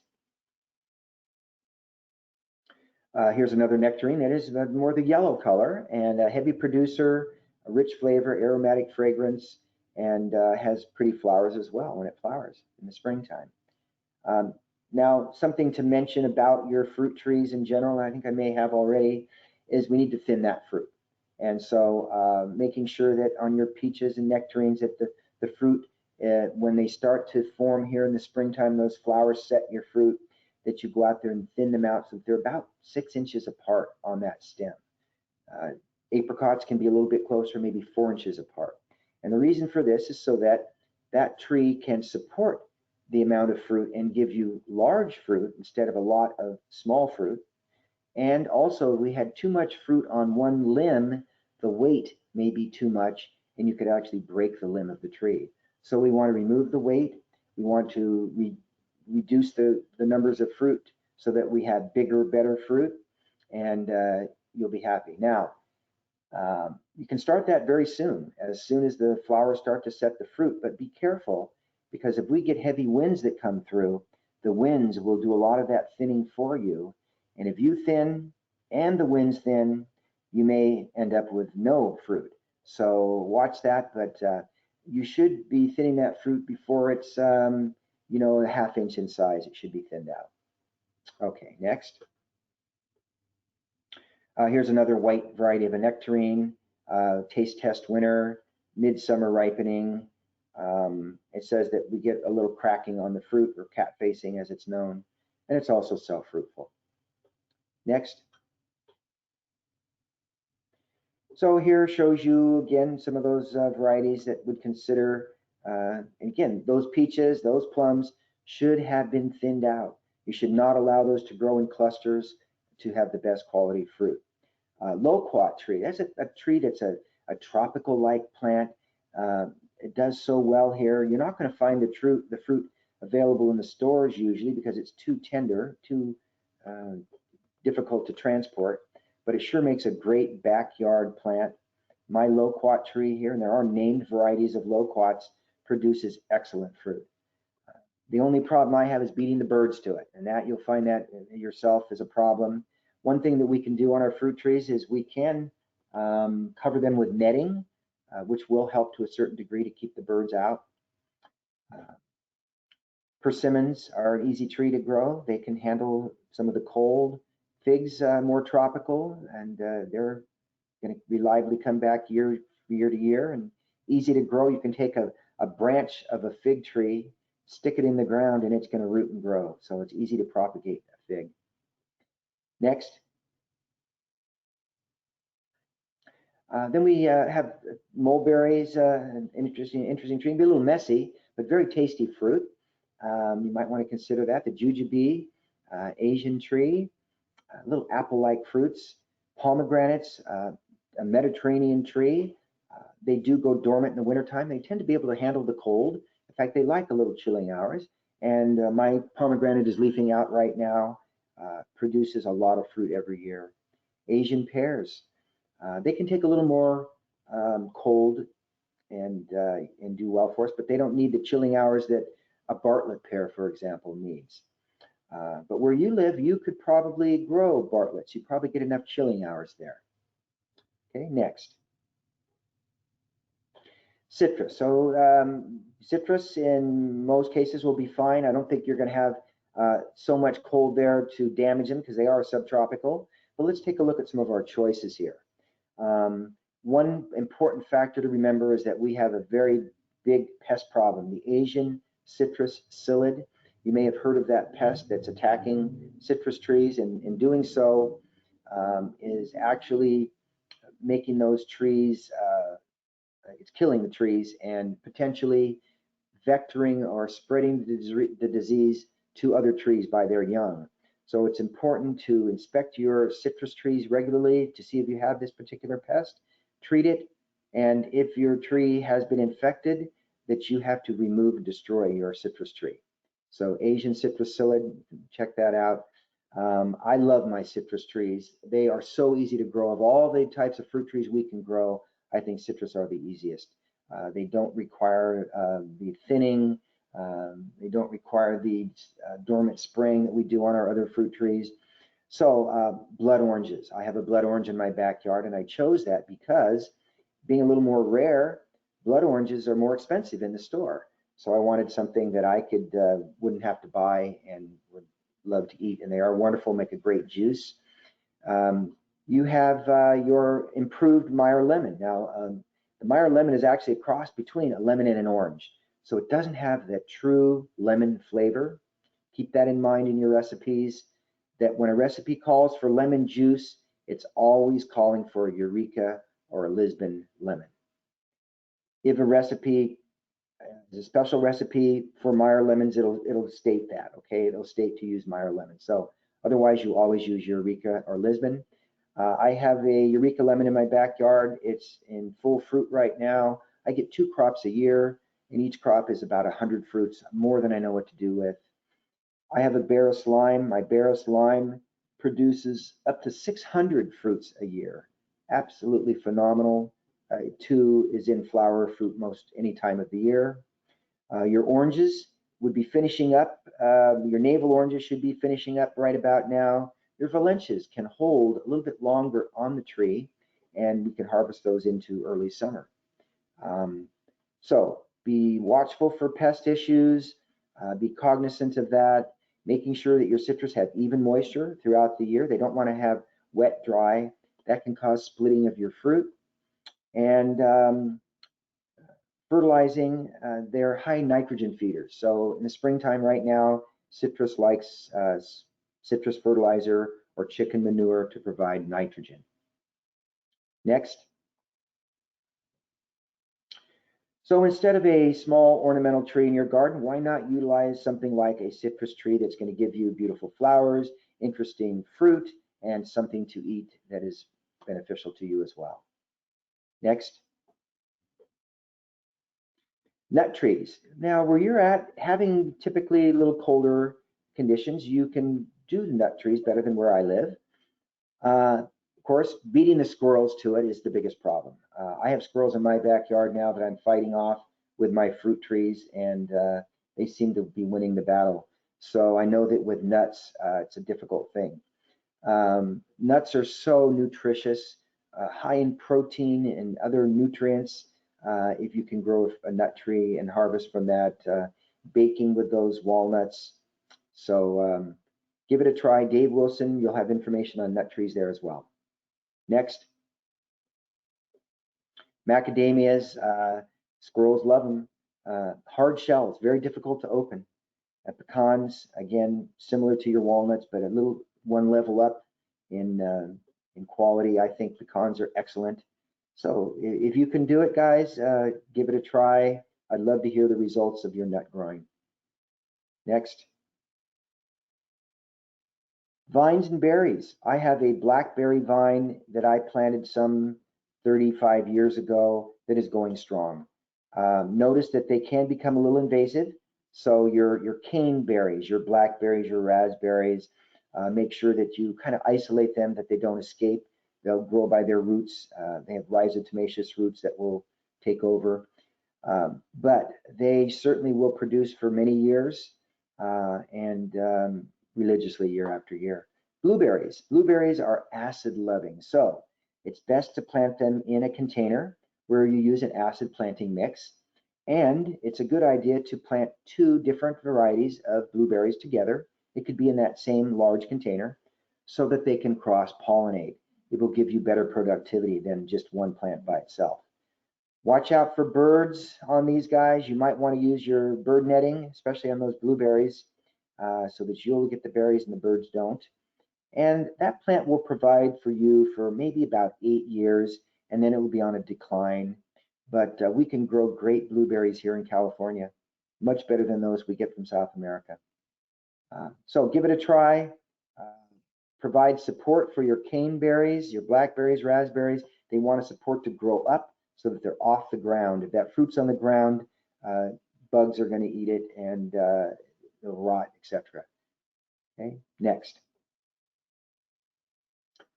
So here we are again. Instead of a common ornamental shrub, why not plant your 2 different blueberry plants? Now, if you're planting in the ground, you're going to need to amend the planting, the backfilled soil, with an acid planting mix, and you'll need to use your acid fertilizers, which you'll need to do no matter what, where you're planting your blueberries, in containers or the ground. You use your acid fertilizers. Now, here's a little trick that I'm kind of putting to test for your acid-loving plants, like blueberries, like even your gardenias and your azaleas and camellias, that since they love acidic conditions, you might want to consider using a gallon of water in which you have added to that 1 or 2 tablespoons of white table vinegar, and use that to water your plants once or twice a month. And that should keep the soil acid at that point that these guys really like. So that's going to be true on your blueberries and on your ornamental acid-loving plants as well. So it's something worth trying. Okay, next. Grapes and kiwis, passion fruit really need some sort of an arbor or support to grow on. And the kiwi, for example, needs to have a male plant to be a pollinizer for the females. So they say 1 male kiwi to every 10 females will pollinate, and you'll have more kiwi than you know what to do with. The good thing is that providing a trellis like this near your home can provide a nice shade structure for the summertime to give you a cooling effect on your patio and into your home as well. Grapes have particular needs as far as pruning. All of these guys do have particular pruning needs that you'll need to follow to have quality, and the grapes need to be thinned. If you allow every cluster to form on that grape plant, then you're going to have a lot of puny grapes. So we either want to remove half of the clusters, or on each cluster of grapes, cut off half of the grapes. This will then give you larger grapes in the end. Okay. Passion fruit is another one that would prefer to have a structure to grow on, and it can be quite a rampant plant, so watch for that. Interesting flowers on the passion fruit. Next. Espalier, another way to conserve space. Growing plants on a support, and these are trees that we've grown on a support system and trained to grow flat. So if you have a very narrow planting area, or you have a wall that you just don't know what to do with, we can actually grow an espalier fruit tree. You can purchase them or you can train them yourself. It takes many years and patience. Purchasing, they're pricier than regular fruit trees because of that time that's gone into training them. But they're a lot of fun and make a nice addition to a garden. Next. Another example of an espalier. Looks like an apple there. Next. So herbs, mentioned a little bit about herbs lately. They're nice to incorporate with your other plants in your garden. Many of your herbs flower. Those flowers will attract beneficial insects for pollinizing and good insects to fight off bad insects. So incorporate those herbs. There are annuals, there are perennials. Some can't take the cold of wintertime. Some herbs can be grown from seed. Others have to be transplanted or propagated from cuttings or from root division. So as far as propagation is concerned, you'll need to check the individual plants, but great to grow, give wonderful flavor to your food, nice, interesting additions to the garden that attract beneficial insects. So here's a University of California site on herbs that you can go to, ucanr.org. You'll find access to all these sites there. Next. So here's a pretty herb garden setup here, and whether this would hold up in the heat of your area is another story. Also, we have added the ornamental plants in the back here. So the point here is that we're growing edibles and ornamentals together. So this is something that can be done and will satisfy everybody in the family, and to have both growing together to be pretty and edible at the same time. Notice the bird bath there. Bird baths, you need to fill them regularly. And if they do have freestanding water there, you have to make sure that you don't have mosquitoes. So you need to scrub those out occasionally to keep the mosquitoes at bay as well. But birds really like that water, especially during the wintertime, is when birds need water most. When they're in this area here, I keep my 2 bird baths filled every day. Next. So instead of a hedge of boxwood, for example, why not use rosemary as your hedge type material, which is so flavorful. It has a wonderful scent to it. It can be used with meats and roast pastas, potatoes. It does have a little blue flower that attracts bees. Bees are attracted to blue. And so the blue flowers on rosemary attracts those bees. So if you're allergic to bees, be cognizant of that. But those bees are going to be helpful in the rest of your garden as pollinizers throughout your garden as well. Next. Just another in-ground bed area, mixed plantings, ornamentals and edibles, taking full advantage of the space, providing interesting pathways, texturally different that provides interest in the garden, making it very inviting. Garden art as part of this, a bird bath here. So all these factors and features then are going to be very inviting in your garden space. Next. So pest management is always an issue, and integrated pest management is this theory of encouraging you to use methods that are going to help prevent or suppress your pest problems, but are going to have minimum impact on humans and on the environment and on non-target organisms. So using methods, simple methods, spraying the aphid off of your plant rather than using a pesticide, squishing that snail rather than using a poison. So using methods that are safer for you, for the environment, are this whole theory behind integrated pest management. There's a great website, ipm.ucanr.edu. And if you click on the area there for homeowners, you'll find a vast amount of information about your vegetable plants and fruit trees, suggestions on planting tips, fertilizing as well, and right on into pest issues, what to look for pest and disease wise, how to effectively control them. That's the safest way to do it. Okay, next. So companion planting is where we're planting, interplanting herbs and other plants and flowering plants with our edibles.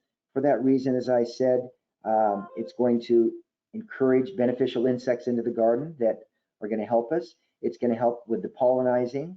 It's maybe could repel certain insects. A scent of a certain plant might repel a bad insect. It could provide nutrients. As this companion plant grows, it's taking nutrients up from the soil. If we compost the material, the leaves from that plant later, then we're adding all those nutrients into our compost that comes back into our garden. It could be attracting birds into the garden that will eat bugs, which will be a benefit. So lots of reasons why we want to use companion plants in the garden. All right, next.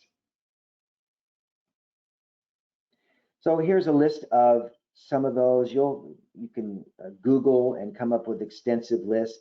The problem is sometimes you'll find information is conflicting. So testing and finding what works best for you, but there's some known things that are wonderful, like planting basil with your tomatoes, or in some cases not planting certain things with other plants, like cucumbers shouldn't be planted with squashes, sunflowers, and potatoes. Because it might attract a certain insect that is a problem. So look through this. You'll find that it's quite interesting, entertaining, and if you try some of these methods, you'll find that it can be very helpful as well. Marigolds overall will discourage many insects in the garden, but it's going to attract slugs and snails. So you have good and bad. Nasturtiums will deter many pests, but it'll attract black fly, which could be a problem with certain plants. So a little trial and error, but certainly incorporating these will be fun, interesting, entertaining, and beautiful as well. Okay, next. So here we are again, instead of turf or a ground cover that has very little benefit to us as far as providing for us, why not plant something like a ground cover strawberry plant? And notice they're using straw as a mulch there. That's going to be beneficial for maintaining moisture, keeping weeds down, keeping that fruit off of the soil so that it won't rot sitting on the soil. Now, here's a tip for you for growing strawberries, that they're prone to have problems with sow bugs, earwigs, snails. So Sluggo, you might have heard of the product Sluggo. It uses iron phosphate, so it's a natural organic control. But there's Sluggo Plus, and Sluggo Plus adds spinosad, which is another organic pesticide. And when we do that, and we have this bait around our strawberry plants, the pests are going to go after the bait and consume that, and they'll die in a painless way. Actually, they're starved to death, but they're not being poisoned, and that product is safe for you to use, and you're going to have wonderful strawberries. So consider a Sluggo Plus around your edible vegetables where you have issues with snails or other pests. Okay, next. Just another example of mixed planting here with ornamentals and edibles together in a space, some small pathways for access. Always important to have that. You may also want to have right in the vicinity your compost area. You may want to have a birdhouse I see back here. Some other things to consider in your garden, a bat house. Bats can be beneficial in eating lots of flying insects. So encourage the beneficial guys in your garden to help combat the bad guys. Next. So some resources here for you. Of course, your Santa Clarita Valley Water Agency and their website that Karen's been talking about, where you'll find many different resources. The book I was speaking of, Rosalind Creasy, Edible Landscapes. The LA Master Gardeners, where you can get your questions answered that you may have, the problems and questions. They have a helpline area. You submit your questions and pictures, and they'll get back to you with some answers, as well as you'll find a monthly planting guide at the LA Master Gardeners website for each month of the year, telling you what to plant in your garden for both edibles and ornamental trees and shrubs. So it's a great resource for you. The Sunset Western Garden book is always great, although I don't know that this website is active right now. We'll have to double check on that. They've had issues the last couple of years, and financial issues, and we hope that they remain. I'm hoping that we get a new version of the Sunset book someday because it needs an update. It's a great resource as well for you to find your zone that you live in, and then use that information to choose the plants that are appropriate for your growing zone. Okay, so with that, I think that we are near the end here, and we'll be looking for answering some questions that you might have.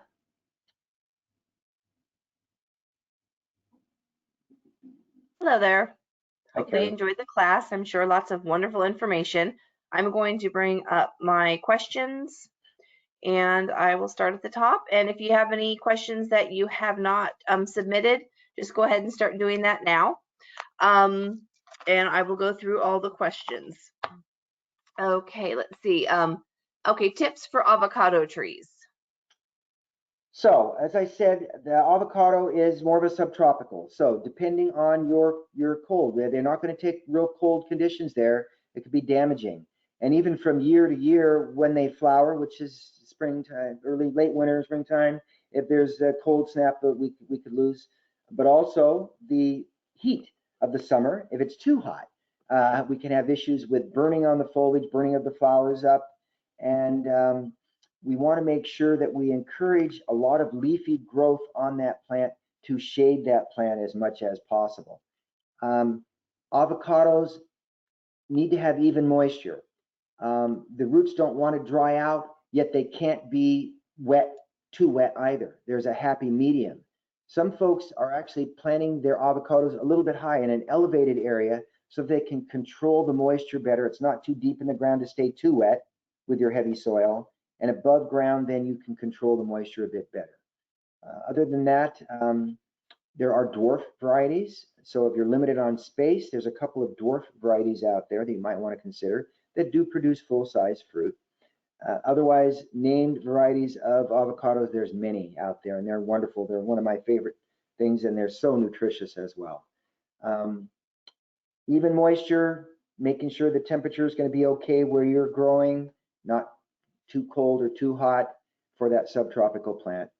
The soil itself, as far as amending, I probably would not amend the soil, a backfilled soil. I would plant them into native soil. Okay. All right, next question. Michael has two questions. One of them is, what was the tree trimming mulch website? Getchipdrop.com. Okay. Getchipdrop.com. And they are your local tree trimmers that are out doing their work every day. You go online to the website and you set up that you want this, and it's free. Now, they say that you can donate if you want, but the tree trimmers are getting a great advantage here because they're not having to pay fees for landfill fees, and they don't have to drive to a landfill. They're taking it locally.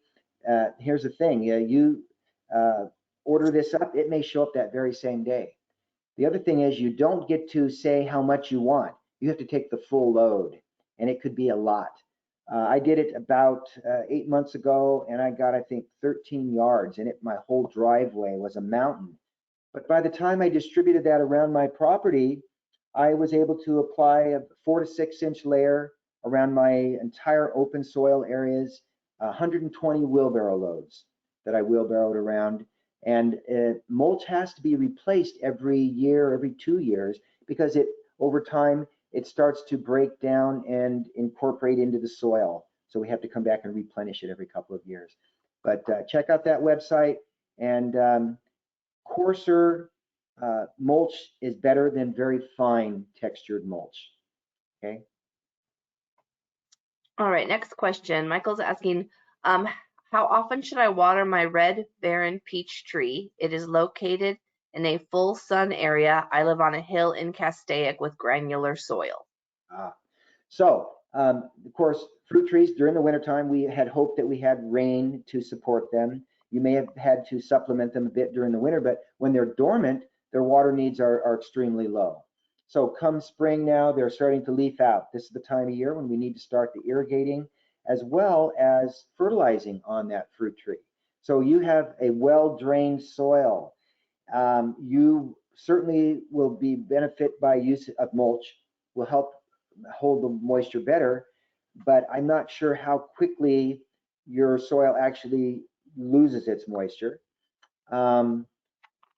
So it may be, this is an established tree, you may need to water it every week and a half, 2 weeks, if you have that heavily well-drained soil, okay, versus every 3 weeks in a soil that's heavier.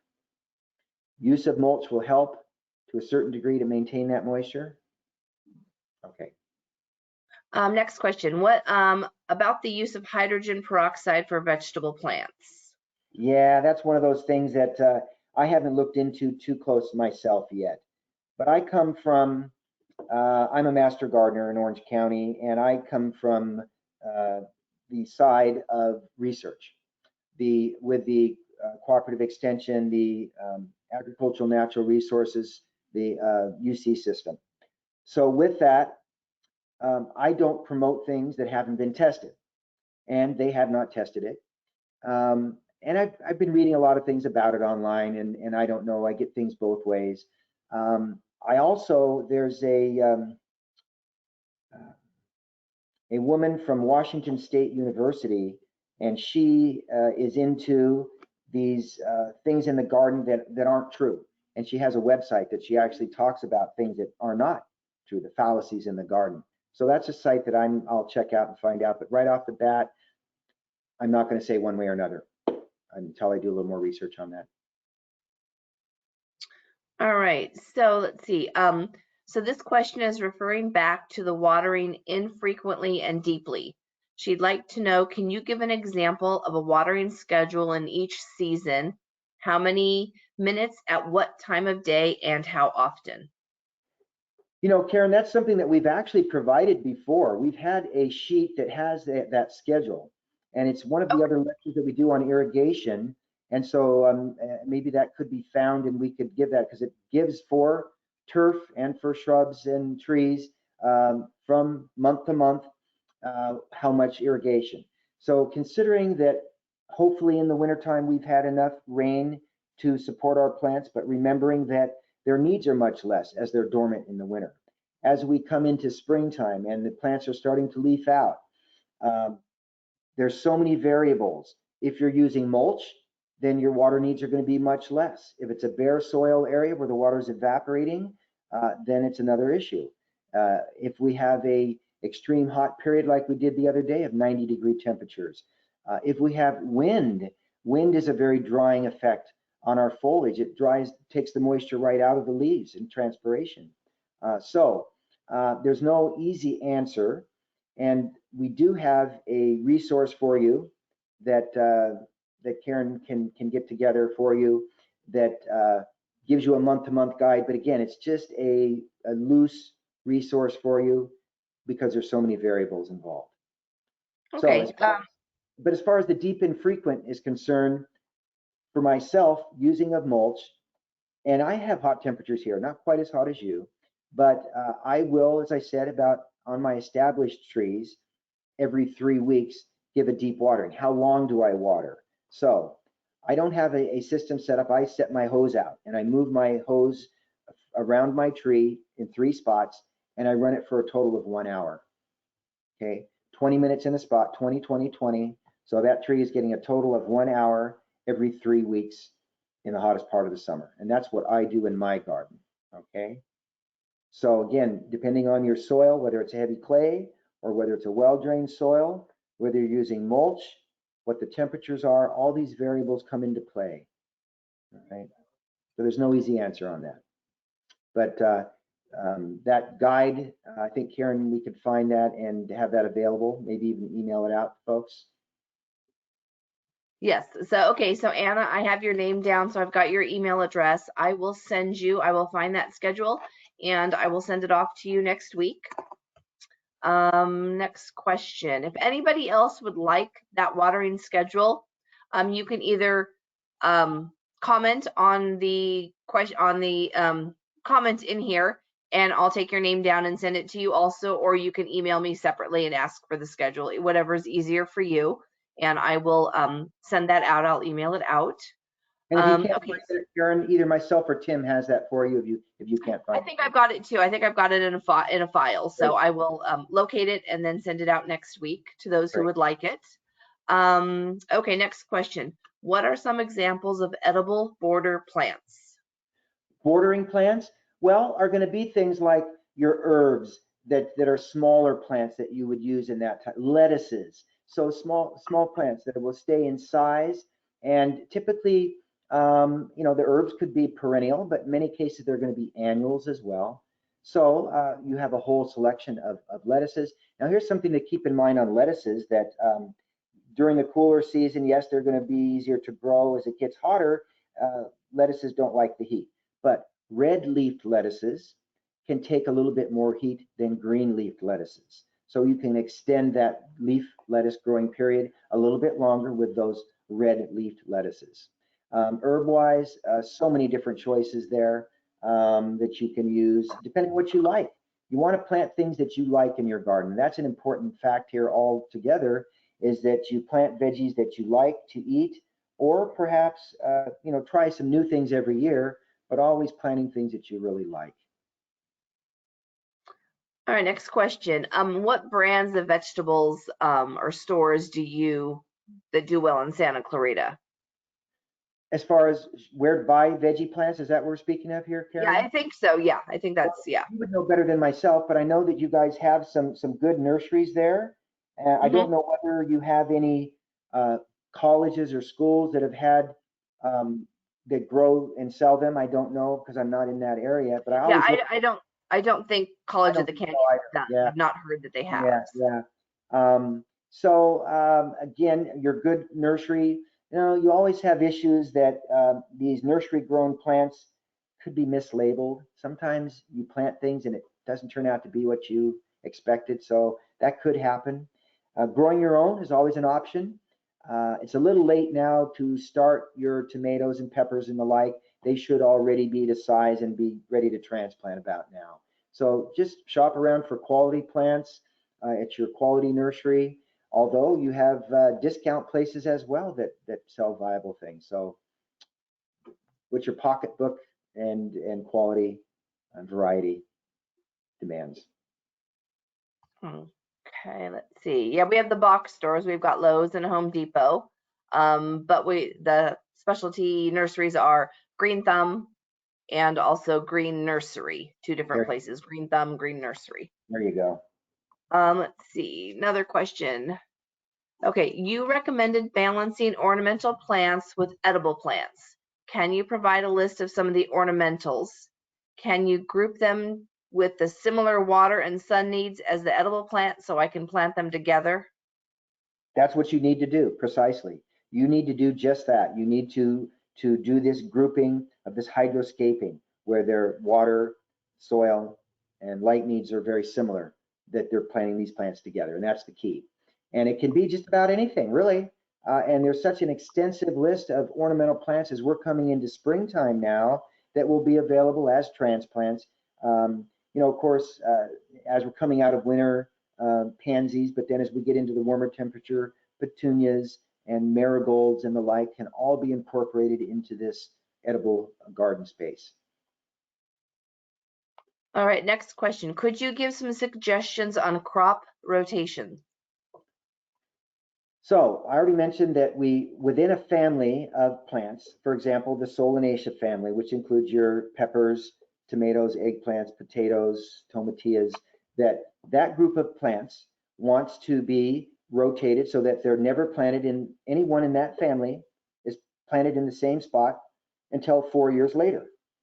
So that's one group of family. We have others. We have the family that would include your beets and carrots and the like, whatever the family is, that they are rotated through to help prevent certain pests and diseases that attack families of plants. Now, in my teaching, of course, that's one of the things that I do provide is a sheet that has the plant families. I could send that out to you as well, Karen, the vegetables families that you could pass on if anybody would like that. Okay.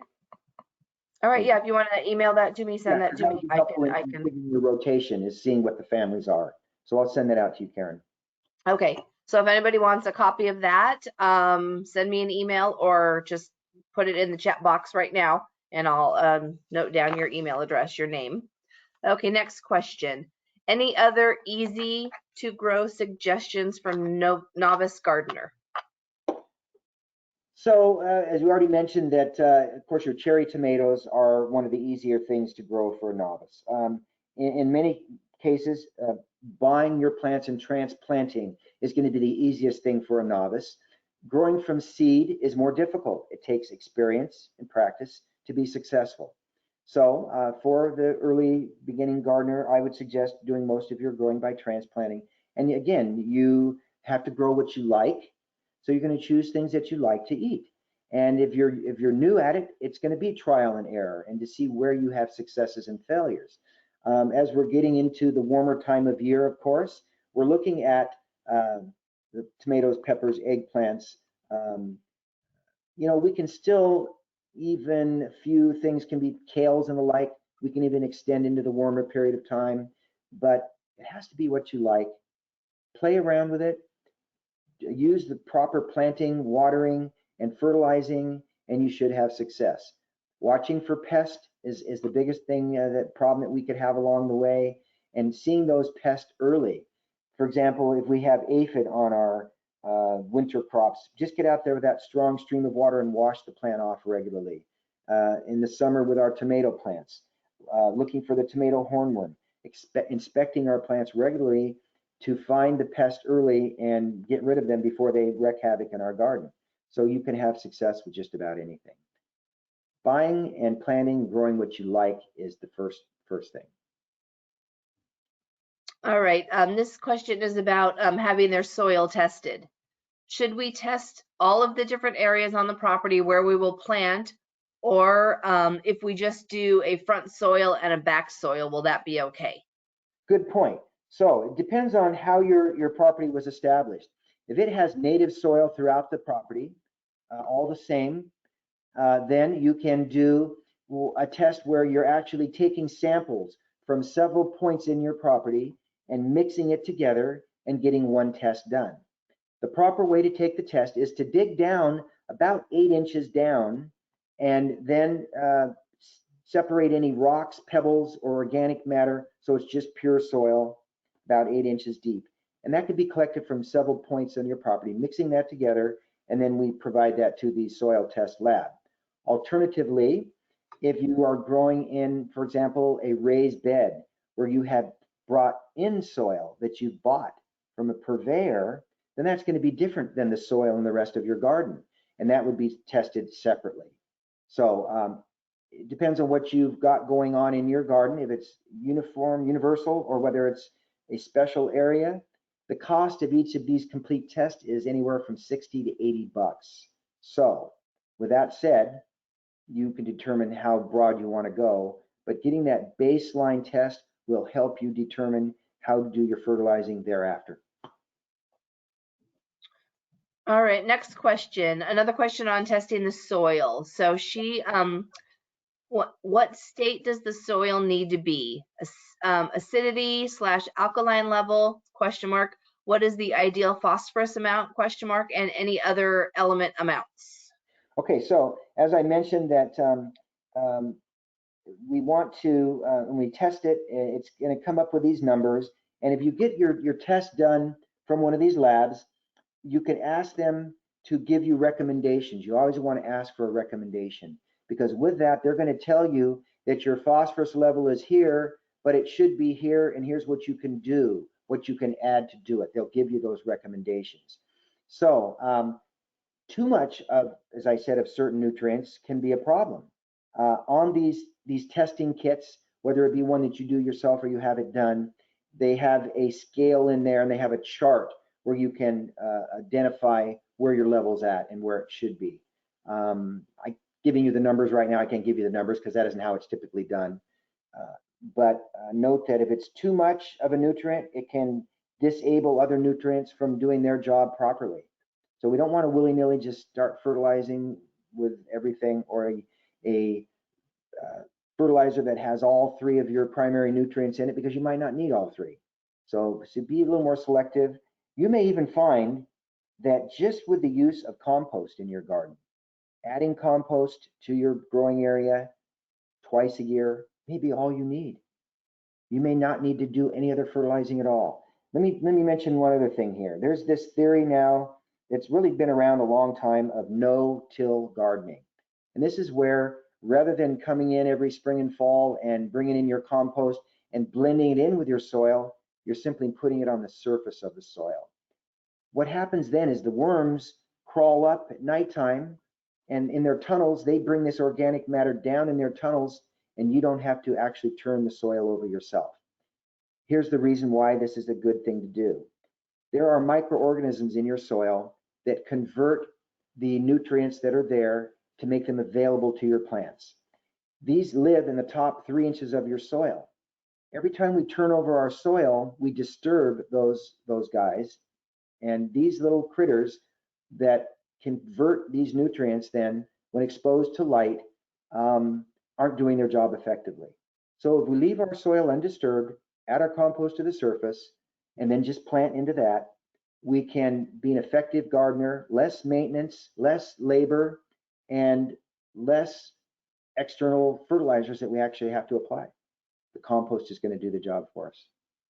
So that's a theory for something to think about. In my garden at Mount Sac, I've gone now to a total no-till gardening, and we're having great results.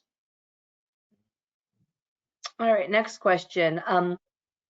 18-year-old lime tree has never produced many limes. It flowers and then all the flowers fall off. Any suggestions as to what I can do?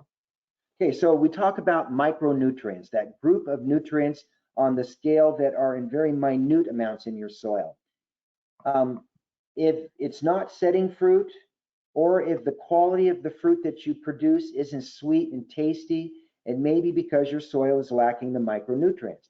A test will show that, but there's a couple of things that you could use that will benefit you.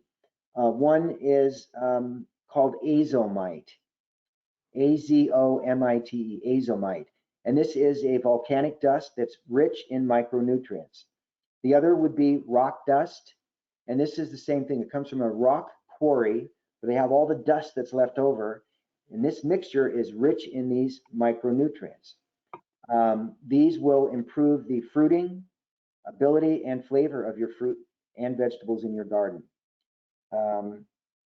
With citrus, we can buy a product that's called Citrus Growers Blend, which is this thing, and it can also be used on your other fruit trees as well. So for fruit trees, the micronutrients are really important to give you that flavor. So upon inspection and testing of your soil, you will probably need to supplement with some micronutrients. And I think that will improve your lime and its fruiting and holding its fruit for you. All right, next question. This is about staking. How many years should we stake birch trees in high wind area? Is there a pruning technique that would help, excuse me, that would help with wind issues? What kind of tree was that, did you say? Birch, a Birch? birch tree in a high wind area. Are you speaking of like a white birch tree, I wonder? Because first of all, those trees are fairly short-lived trees. The white birch trees are going to live maybe 15 years and then they're going to die because they don't like our heavy soils here. So as far as staking, no tree should be staked any more than 2 years in length. And when they're staked, as I said, there has to be movement in that trunk of the tree, not rigid. It has to have some movement. So there's proper staking to afford that. And if, yes, you are in a high wind area, but no more than 2 years. All right. So Vicky's got a few questions. First thing she said was good morning, great information, thank you. Next, how to care for a loquat tree, when to fertilize and what fertilizer? So, you know, I find that with my loquat, I don't have to do a lot of fertilizing, although I have done over the years. The leaf litter from that tree, if you allow that leaf litter to stay in place, one, it's going to provide a wonderful mulch. Two, as it breaks down and decomposes, it's going to put those nutrients right back to that tree. Now, with that said, I still do occasionally come through with my azomite micronutrients and provide that, and that gives me bigger, better, sweeter fruit. Now, I haven't done that in a couple of years, and I'm a little hesitant because I'm trying to reduce my fertilizer use and depend on mulch. And as I mentioned, just the use of that coarse tree trimming mulch over a period of time with that 4 to 6 inch layer, as it decomposes, it's putting nutrients into the soil, into that root zone where plants can utilize it. So over time, you might find that you can use less fertilizer and count on the mulch to provide those nutrients for you. As far as watering, I do deep watering on that tree, but it does not need a lot of excess water. I did have issues last summer where we had the heat. Our temperatures were at 110, and the air temperature was so hot, I got the marginal leaf burn, but I think we've got that on just about all of our plants in our garden. So loquats are really quite easy to care for, and you'll get some wonderful fruit if it's a named variety. If it's just a seed-grown variety, then it's marginal. You're not sure what the output of that fruit's going to be. But if it's a named, grafted variety of a loquat tree, it'll be a wonderful fruit tree. All right, next, for what type and when to fertilize a donut peach tree? So the same thing, it's just like our other peach trees. This is the time of year when they're leafing out that we actually want to provide fertilizer to these stone fruit trees, the deciduous fruit trees. And it would be at the drip line, and just a fruit tree fertilizer would be the appropriate thing to use. And then as far as your irrigation, you're going to have to, of course, monitor that. As I said, the deep and frequent watering is always a great way to go at the drip line. Next question is, do pomegranate trees need fertilizer? You know, it all depends on what your soil is. If you have the nutrients in your soil, then that's available, then no. But any of our fruits are improved by having the proper nutrients there. So that's the key, really. And remember that heavy clay soil has nutrients. The problem is they're oftentimes just bound up and can't be utilized because our pH is so high.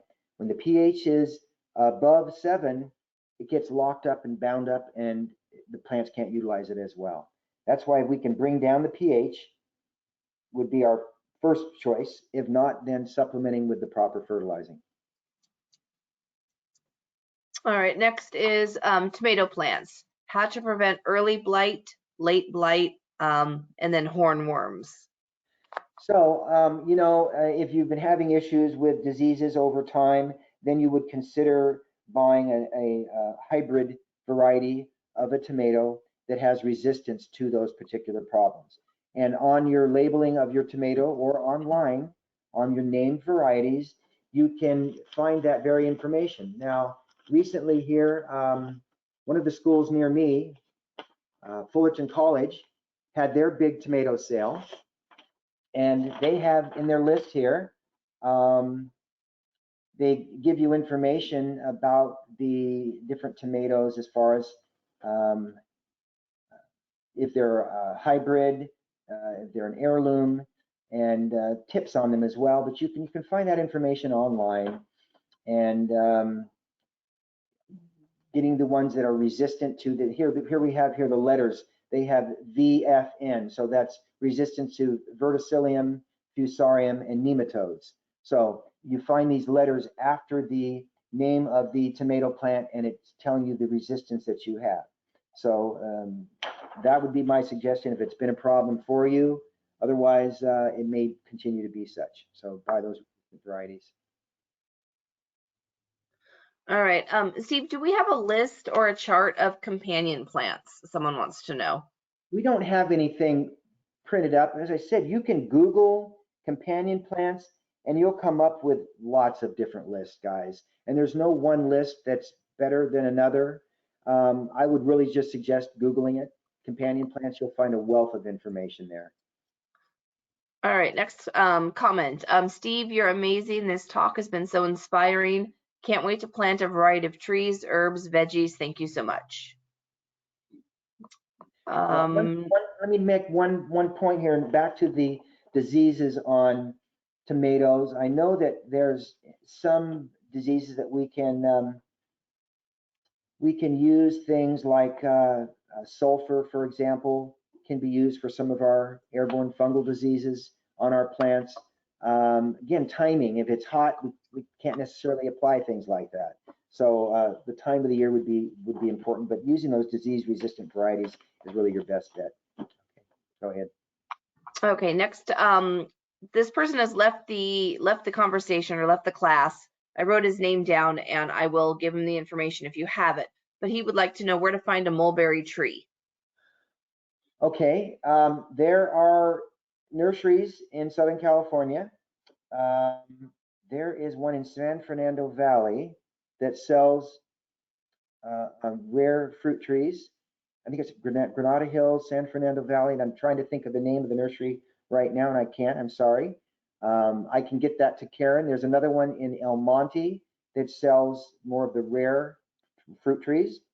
The rare fruit growers in the past, and I'm sure they will again in the future, show up at plant sales usually and have trees to sell, rare fruit trees to sell. But you can also do something as simple as this. Check with, for example, Armstrong Nursery, and they can probably order it from their supplier.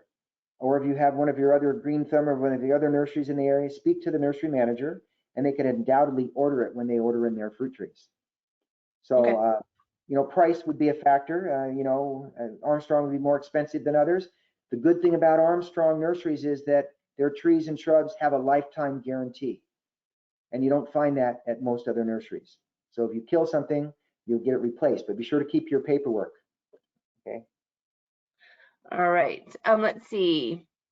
Do you recommend the product Super Thrive? If so, would you use in your garden and on your avocado tree?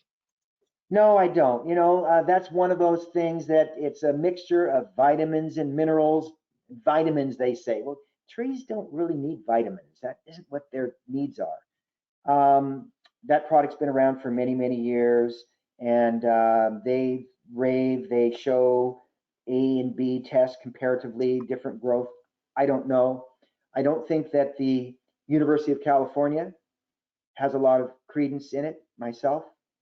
And when I was in school, the same thing. I was taught that plants don't need vitamins. So that's kind of where that stands.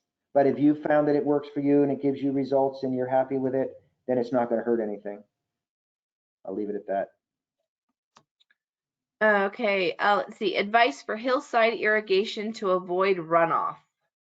So if you are planting hillside and you can dig into the hillside and develop flat areas and then set up a drip irrigation system, you always want your drip irrigator to be above that plant, so it's flowing down the hill.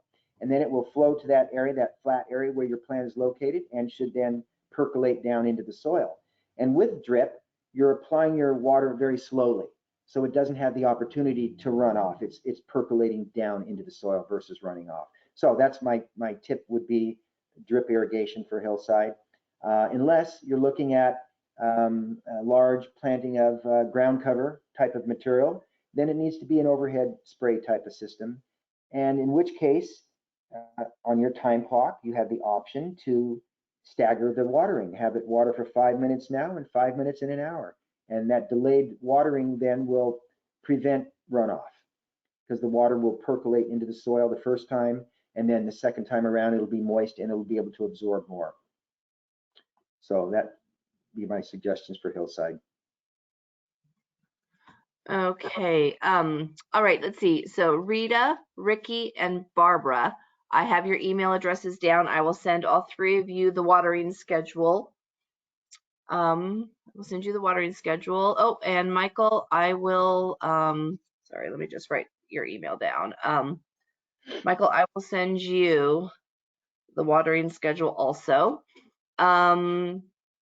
Okay, so we've got someone who looks like she's from Bakersfield or has some questions about Bakersfield. So in the summer in Bakersfield for established avocado, and citrus trees, how often do we water? Well, you've got a much hotter region up there and probably drier. It's more inland. So, you know, again, with the use of mulch and depending on your soil type, these are the variables that you have to take a look at and weigh all that into the factoring here of how often you're going to water. Because it's impossible on irrigation to give any rote answer that would be the same for everybody. Everybody's situation is going to be a little bit different. But note that with your temperatures and dryness that you would probably need to water a little more often than I do, which is every 3 weeks. I think it would be a little bit more often where you're at. But that mulch and situation is going to help tremendously. I don't know what your soil type is like exactly there, but factor that in as well.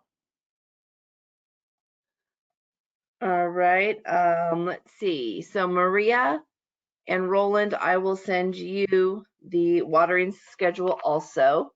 And Harold, okay, hold on. Now, note on that watering schedule that it's pretty generous actually, and it's really addressing more turf and trees and shrubs than it is vegetable gardening, because again, vegetable gardens, each vegetable plant has different needs. It's a tough thing to generalize, but that watering schedule will be helpful for you for those turf, ground cover, tree and shrub areas that you do have. Okay, okay, Denise, I will send you, and Carol and Denise, I will send you the watering schedule, and also Vicky. Hold on, get everybody's name down so I don't forget. Oh, Mike, another Mike. Sorry, let me just write this down. Okay. Oh, Rita wrote Otto. Oh, that's right. Otto and Sons in Piru. That is a nursery. There you go. And I get mailings from them as well. I do too. Yeah. Yeah. They're a little far from me, but yeah, there you go. Otto and Sons is a good source for a lot of your fruit trees and so on. Yeah, check them out. All right, let's see. Okay, Cindy, watering schedule, one sec. Show you. Okay, Cindy, I will send you. Oh, Ginny says that Walmart sells varieties of trees, citrus, fruits, nuts, herbs, veggies, and they've got great prices. All right, let's see. Vicky would like the family rotation information, please. Oh, didn't you, Steve, are you sending me something on that, or is that something that you said they can Google family rotation information? Oh, crop rotation. No, you're gonna send it to me. So let me add Vicky to that mailing. Vicky Reyes. Okay. Rotation, Michael. Okay. Okay. One sec, Michael. I'm calling your names out so that you know that I have gotten your name. So Michael, I will send to you also. Okay, Anna, she'd also like it. Okay, Michael says thank you. Thanks again. Maria wants the chart of family. Okay, Maria. Lauren. Okay, let's see. One second, let me write down somebody else. Gina.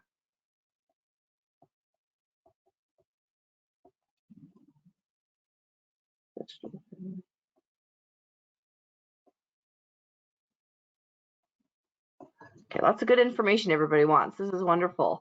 Okay, plant rotation. Sorry.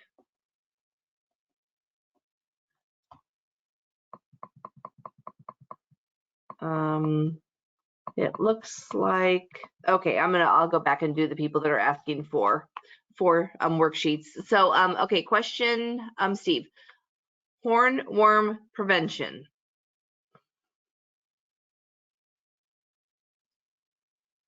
Oh, did we lose Steve?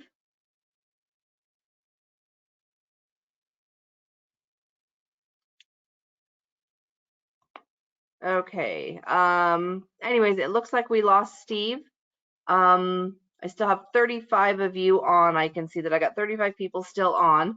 So I'm not sure what happened with Steve. Let's see. Let me write these down. I will I will go through the questions. I'll write them down. I'll email him the questions and get the answers, and I'll send them to you that asked the question. So Holly, I will find out about worm prevention, and I will send you his answer. Okay, and let's see. Okay, and